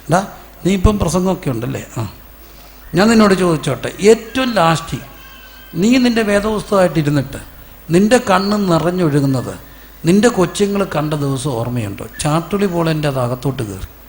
ദൂതുണ്ടാക്കാൻ വേണ്ടിയും പ്രസംഗം ഉണ്ടാക്കാൻ വേണ്ടിയൊന്നുമല്ല. നീ തന്നെ നിൻ്റെ പുസ്തകവുമായിട്ടിരുന്നിട്ട് ഏറ്റവും ലാസ്റ്റ് നിൻ്റെ കണ്ണ് നിറഞ്ഞൊഴുകി നീ കരയുന്നത് നിൻ്റെ കൊച്ചുങ്ങൾ കണ്ട ദിവസം ഓർമ്മയുണ്ടോ? ഇല്ലെങ്കിൽ ഇന്ന് രാത്രി ഒന്ന് ഓർത്തേ, ഏറ്റവും ലാസ്റ്റ് ഈ പുസ്തകമായിട്ടിരുന്നിട്ട് അത് ഇടപെട്ടിട്ട് കണ്ണ് നിറഞ്ഞൊഴുകിയ ഒരു ദിവസം ഓർമ്മയുണ്ട്. ഇല്ലെങ്കിൽ ഇന്ന് രാത്രി ദൈവത്തോട് പറയണം, ആദി ദൈവം ആണെങ്കിൽ ആദിയിൽ വചനമായിരിക്കും. വചനവുമായിട്ട് ഭയങ്കര ബന്ധം കാണും. എന്തിനാ ഈ വചനവുമായിട്ട് ബന്ധം ഉണ്ടാകുന്നത്? വചനത്തിന് സൃഷ്ടിപ്പ് നടത്താൻ കഴിയും. വചനത്തിന് ഭയങ്കര ശക്തിയാണ് പ്രിയപ്പെട്ടവരെ. വചനത്തിൻ്റെ ശക്തി ചെറിയ ശക്തിയല്ല. വചനം പറയുന്നിടത്തെല്ലാം ദേശത്ത് വിജയമുണ്ടാകും. വചനം പറയുന്നിടത്തെല്ലാം ഞങ്ങൾ വലിയ പ്രതിസന്ധി കൂടെ കടന്നുപോയി. ഹൈക്കോടതി കേസ്, ഭയങ്കര വല്ലാത്തൊരു സമയം, ഒരു സെമിത്തേരി പ്രശ്നം 1.5 വർഷത്തോളം നീണ്ടു നിന്ന, അതൊക്കെ ദൈവം തമ്പുരാൻ്റെ ഇടപെടൽ. അന്ന് പല രാത്രികളും, മിക്കവാറും എല്ലാ രാത്രികളും ഞാനും കുറേ ദൈവ സഹോദരങ്ങളൂടെ അതൊരു വലിയ മലയുടെ ചുറ്റും എല്ലാം നഷ്ടപ്പെട്ട ഒരവസ്ഥ. ഭയങ്കര ശക്തമായ എതിര്, കോടതി, ഹൈക്കോടതി, അവിടുന്ന് തോറ്റ സുപ്രീം കോടതി വരെ ഇടപാട് ചെയ്ത് വെച്ചേക്കുക. അങ്ങനെ കേസ് ഇങ്ങനെ കളക്കുന്ന സമയത്ത് വലിയ വലിയ ജാഥകളൊക്കെ നടക്കും, അങ്ങനെ നടക്കും, ഇങ്ങനെ നടക്കും എന്നൊക്കെ ഭീഷണി വഴക്കുമ്പോൾ രാത്രി യാമങ്ങളിൽ ആ മലയ്ക്ക് ചുറ്റും നടന്ന് ഞങ്ങളിങ്ങനെ പ്രാർത്ഥിച്ചു, കർത്താവേ, തീയെങ്കിൽ മെഴുകുരുകിപ്പോകുന്ന പോലെ, കാറ്റിങ്കൽ പുത പതറിപ്പോകുന്ന പോലെ യഹോവ വാഴുന്നത് യഹോവയാണെങ്കിൽ തീയെങ്കിൽ മെഴുകുരുകിപ്പോകുന്ന പോലെ, കാറ്റിങ്കൽ പുക പതറിപ്പോകുന്നത് പോലെ. പ്രിയപ്പെട്ടവരെ, അത് ഇല്ലാതാക്കാൻ വേണ്ടി കേസ് കൊടുത്തത് എതിരാളികൾ, ഒരു കാര്യമില്ലാത്ത എതിരാളികളാണെങ്കിൽ കർത്താവ് അത് ഗുണമാക്കി അംഗീകൃത ലൈസൻസോടെ ഹൈക്കോടതി ഉത്തരവിൽ കർത്താവ് ഞങ്ങൾക്കത് തന്നു. എന്താ കാര്യം എന്നറിയാമോ? വചനത്തിന് ശക്തിയുണ്ട്. ഇന്നും വിശ്വസിക്കുക, ദൈവവചനം. നമുക്ക് പോരാട്ടമുള്ളത് ജഡരക്തങ്ങളോടല്ല. എതിരിനെ നമ്മുടെ പോരിൻ്റെ ആയുധങ്ങൾ ജഡീകങ്ങളല്ല. ബാല്യക്കാരെ, നിങ്ങൾ ശക്തരാകിയാലും ദൈവത്തിൻ്റെ വചനം നിങ്ങളിൽ വസിക്കാലും നിങ്ങൾ ദുഷ്ടനെ ജയിക്കയാലും. ഇന്ന് രാത്രി പറ, ആദിയിൽ ദൈവമാണെങ്കിൽ ആദിയിൽ എന്തുണ്ടാകും? വചനമുണ്ടാകും. വേഗത്തിൽ മുമ്പോട്ട് പോകട്ടെ. ആ ദൈവത്തിൻ്റെ പരിശുദ്ധി ആത്മാവ് ആഴത്തിൻ്റെ മീതെ എന്തുണ്ടായിരുന്നു? ഇരുട്ടുണ്ടായിരുന്നു. ദൈവത്തിൻ്റെ ആത്മാവ് വെള്ളത്തിൻ്റെ മീതെ പരിവർത്തിച്ചു. ആഴത്തിൽ കിടക്കുന്ന ഇരുട്ട്. ഇതിൻ്റെ ശുശ്രൂഷ എന്നെ പലപ്പോഴും ചിന്തിപ്പിക്കുന്നൊരു കാര്യമാണ്. ഞാൻ ശുശ്രൂഷയെ കണ്ണു തുറന്ന് കാര്യങ്ങൾ നോക്കുമ്പോൾ മനസ്സിലാക്കിയൊരു വലിയ സത്യമുണ്ട്. ഇരുട്ടിനെപ്പോഴും ആഴമുണ്ട്, പലപ്പോഴും ആഴമുണ്ട്, നാം ചിന്തിക്കാത്ത ആഴമുണ്ട്. മിക്ക കുടിയന്മാരുടെയും അപ്പന്മാരെന്തായിരിക്കും? കുടിയരായിരിക്കും. ഡിവോഴ്സായ പല കേസുകളിൽ ഞാൻ ചോദിച്ചിട്ട് മനസ്സിലാക്കിയൊരു കാര്യമുണ്ട്. അപ്പനും അമ്മയും ഡിവോഴ്സ് ആയിട്ടില്ല, പക്ഷെ ഒരു മുറി കിടന്നത് അവർ ഓർമ്മയില്ല. മനസ്സിലാകുന്നുണ്ടോ? അന്ന് ഡിവോഴ്സ് ഇല്ല, അതുകൊണ്ട് എന്തോ ആയിട്ടില്ല, വയസ്സായിട്ടില്ല, പക്ഷെ 2 മുറി കിടന്നതേ അവർ കണ്ടിട്ടുള്ളൂ പിള്ളേർ. ഇതിനെല്ലാം ഇരുട്ടിനെപ്പോഴും തലമുറകളുടെ ആഴം കാണും. പല ഇരുട്ടിനും തലമുറകളുടെ ആഴമുണ്ട്. എന്നാൽ ഒരു കാര്യം എനിക്കറിയാം, എത്ര റൂട്ട് പിടിച്ച് തലമുറയ്ക്കകത്തേക്ക് വ്യാപരിക്കുന്ന ഒരു ഇരുട്ടിൻ്റെ ആഴമുണ്ടെങ്കിലും അതിൻ്റെ മുകളിൽ വ്യാപരിക്കുന്ന ഒന്നുണ്ട്, ദൈവത്തിൻ്റെ പരിശുദ്ധാത്മാവിൻ്റെ ശക്തി. ആഴത്തിൽ കിടക്കുന്ന ഇരുട്ടിനെ മാറ്റുന്ന ഒന്നുണ്ട്, ആത്മാവിൻ്റെ ദൈവത്തിൻ്റെ പരിശുദ്ധ ആത്മാവ് വെള്ളത്തിൻ്റെ മീതെ വ്യാപരിച്ചു കൊണ്ടിരുന്നു. ഇന്ന് രാത്രി എന്നെ കേൾക്കുന്ന പ്രിയപ്പെട്ടവരെ, നാം ആത്മാവിൽ ആരാധിക്കുമ്പോൾ ഒന്നും സംഭവിക്കുന്നില്ല നമ്മൾ ചിന്തിക്കുന്നുണ്ടെങ്കിൽ നാം ആകാശത്തേക്ക് നോക്കി മുഷ്ടിയുദ്ധം ചെയ്യുന്നവരല്ല. അദൃശ്യ മണ്ഡലത്തിൽ ഇടപെടുന്ന ഒരു ദൈവമുണ്ട്. ആഴത്തിൽ കിടക്കുന്ന ഇരുട്ടിനെ തച്ചുടയ്ക്കുന്ന ദൈവത്തിൻ്റെ പരിശുദ്ധാത്മാ ശക്തിയുണ്ട്. ഇന്ന് രാത്രി വിശ്വസിക്ക്. ആദിയിൽ ദൈവം, 2 ആദിയിൽ വചനം, 3 ആദിയിൽ ദൈവത്തിൻ്റെ പരിശുദ്ധ ആത്മാവ്. ഞാൻ വേഗത്തിൽ എൻ്റെ വാക്കുകളെ അവസാനിപ്പിക്കാം. 9ാമത്തെ വാക്യം, ദൈവം ആകാശത്തിൻ്റെ കീഴിലുള്ള വെള്ളം ഒരു സ്ഥലത്ത് കൂടട്ടെ എന്ന് പറഞ്ഞു. വെള്ളം കൂടി, ഒരു സ്ഥലത്ത് കൂടി. ആ വെള്ളം ഒരു സ്ഥലത്ത് കൂടി. ആ വെള്ളത്തിൻ്റെ കൂട്ടത്തിന് എന്തെന്ന് പേരിട്ടു? സമുദ്രം. ഉണങ്ങിയ നിലത്തിന് എന്തെന്ന് പേരിട്ടു? ഭൂമി. എന്തിനാ ഇങ്ങനെ എഴുതിയിരിക്കുക? പ്രത്യേക ഒരു ആശയമുണ്ട് അതിനകത്ത്. ഗ്രന്ഥകർത്താവിൻ്റെ ഏറ്റവും വലിയ ഉദ്ദേശം, സൃഷ്ടി സംഭവം പറയുമ്പോൾ അതിൻ്റെ ഉദ്ദേശം, അന്ന് ഈ സമുദ്രത്തെയൊക്കെ പേടിക്കുന്ന മനുഷ്യരുണ്ടായിരുന്നു. പേടിയാണ് പലപ്പോഴും, ഭീതി മനുഷ്യനെ പലപ്പോഴും വല്ലാത്തൊരു തലത്തിലേക്കും ആരാധനകളിലേക്കൊക്കെ നയിക്കാറുണ്ട്. അതുകൊണ്ട് തന്നെ സമുദ്രത്തെയൊക്കെ പേടിച്ചിരുന്നൊരു കാലഘട്ടത്തിൽ ഗ്രന്ഥകർത്താവിൻ്റെ ഏറ്റവും വലിയ ഉദ്ദേശം ഇത് വെറും സൃഷ്ടിയാണെന്നും, സൃഷ്ടിയല്ല പേടിക്കേണ്ടത്, സൃഷ്ടിയല്ല വിഷയം, പിന്നെ ആരാ? സൃഷ്ടിതാവ. ഈ സമുദ്രം നമ്മളുമായിട്ട് ഒത്തിരി അകലമുള്ളവരാ. നമ്മൾ സമുദ്രതീരത്ത് താമസിക്കുന്നവരല്ല. എന്തിനും കടലൊരു പ്രത്യേക കൾച്ചറാണ്. കടലും കടലിൻ്റെ മക്കളും ഒക്കെ, കടലിൻ്റെ മക്കളും ഒക്കെ ആയിട്ട് ബന്ധപ്പെട്ട് ഒത്തിരി ചിന്തകളുണ്ട്. കടലമ്മ ഒരിക്കലും എന്ത് ചെയ്യുകയില്ല, ചതിക്കത്തില്ല. പിന്നെ കടലിൽ ഒരാൾ പോയാൽ 3-ാം പക്കം തിരിച്ചു വരും, 3-ാം പക്കം തിരിച്ചു വരും. ഈ പശ്ചാപ്രവർത്തനമൊക്കെ ഒരു വാക്ക് പോലൊക്കെ 3-ാം പക്കം കടലിൻ്റെ മക്കൾക്കും പ്രാധാന്യം ഉള്ളതാണ്. കാരണം 3-ാം പക്കം ജീവനോട് ഉണങ്ങിയ ചത്താന്നേലും എന്ത് ചെയ്യും, വരും. അപ്പോൾ ഈ കടലൊക്കെ ആയിട്ട് ബന്ധപ്പെട്ട് ഭയങ്കര ചിന്തകളാണ്.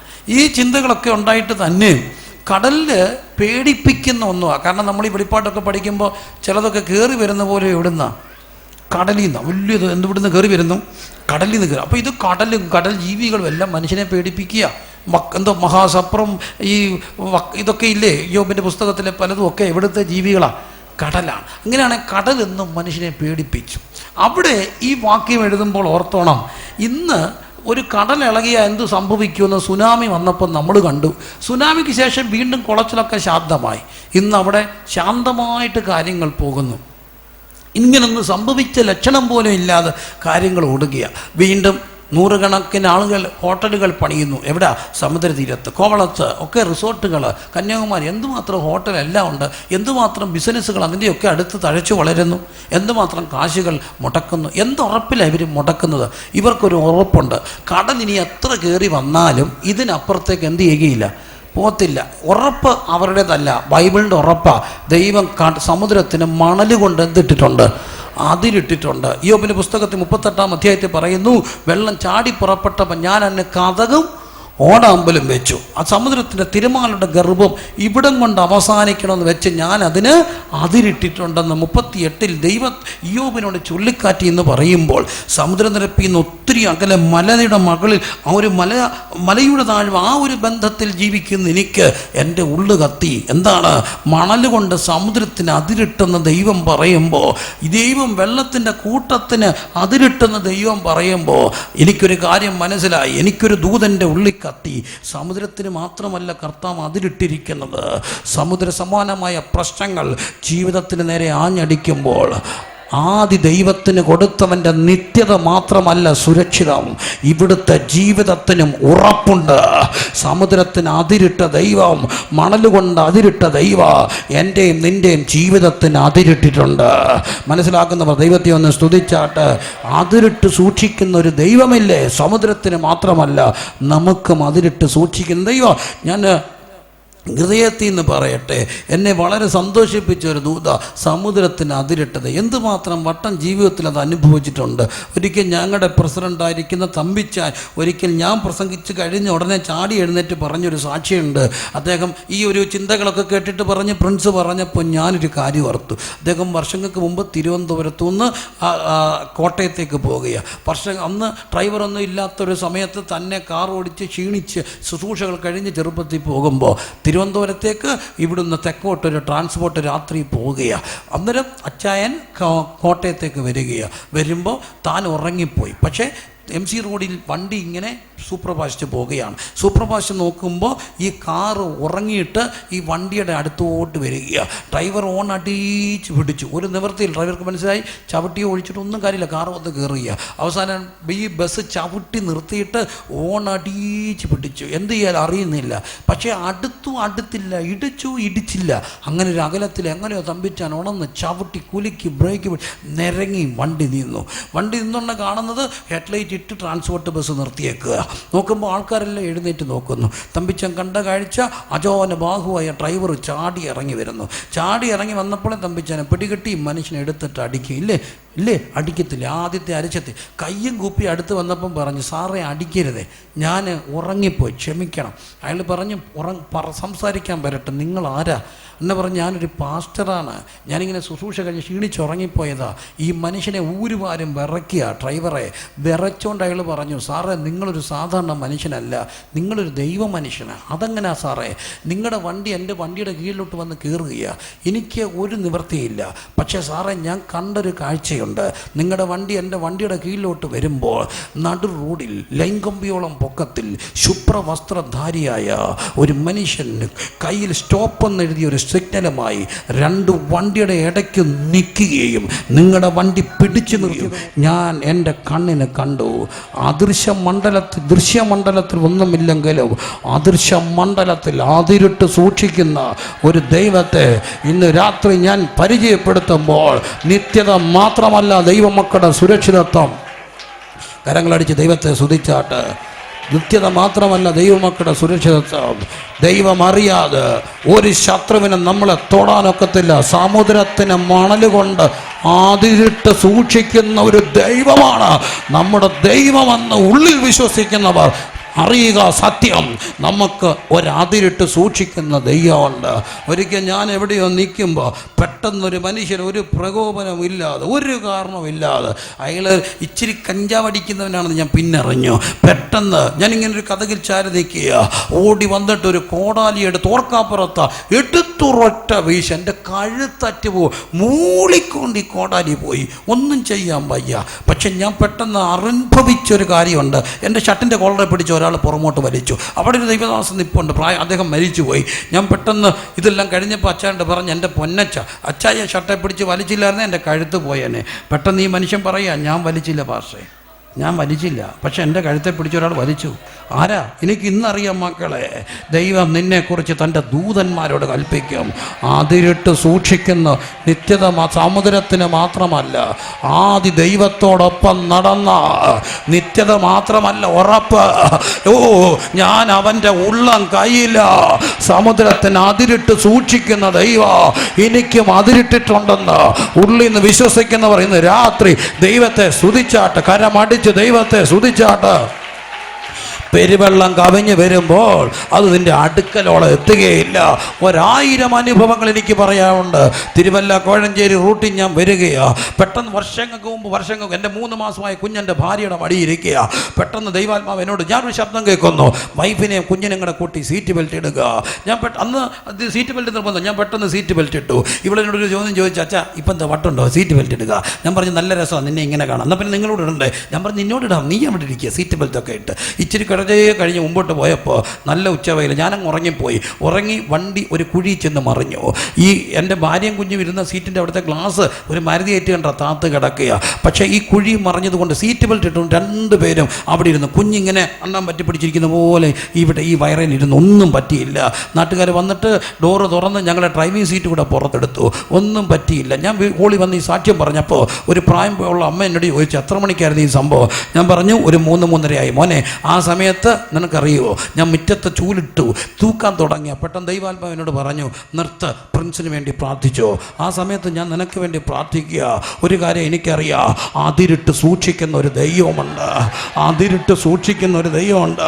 വലമിടം 1000 വലിയവർ വീണാലും വലയമായി നിന്ന് സൂക്ഷിക്കുന്ന ദൈവത്തെ ഇന്ന് രാത്രി അതിരില്ലാതെ സ്തുതിക്കാൻ എത്ര പേര്? എല്ലാവരും ദൈവസന്ധിയില്ല എഴുന്നേറ്റ് നാട്ട് എല്ലാവരും ദൈവം ചേർന്ന് പാടി നമുക്ക് ദൈവത്തെ സ്തുതിക്കാം.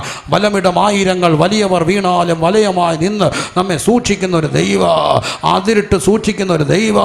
ഹല്ലേലൂയ. ശരണം അവൻ തരും ചിറകുകൾ കീഴിൽ പകയന്റെ കണിയിലോ പകരുന്ന വ്യാധിയിലോ പകലിലും രാവിലും നമ്മളെ സൂക്ഷിക്കുന്ന ദൈവത്തെ ഇന്ന് രാത്രി സ്തുതിച്ചാട്ട്. ഹല്ലേലൂയ. ശരണം അവൻ തരും പകയന്റെ കണികളിലോ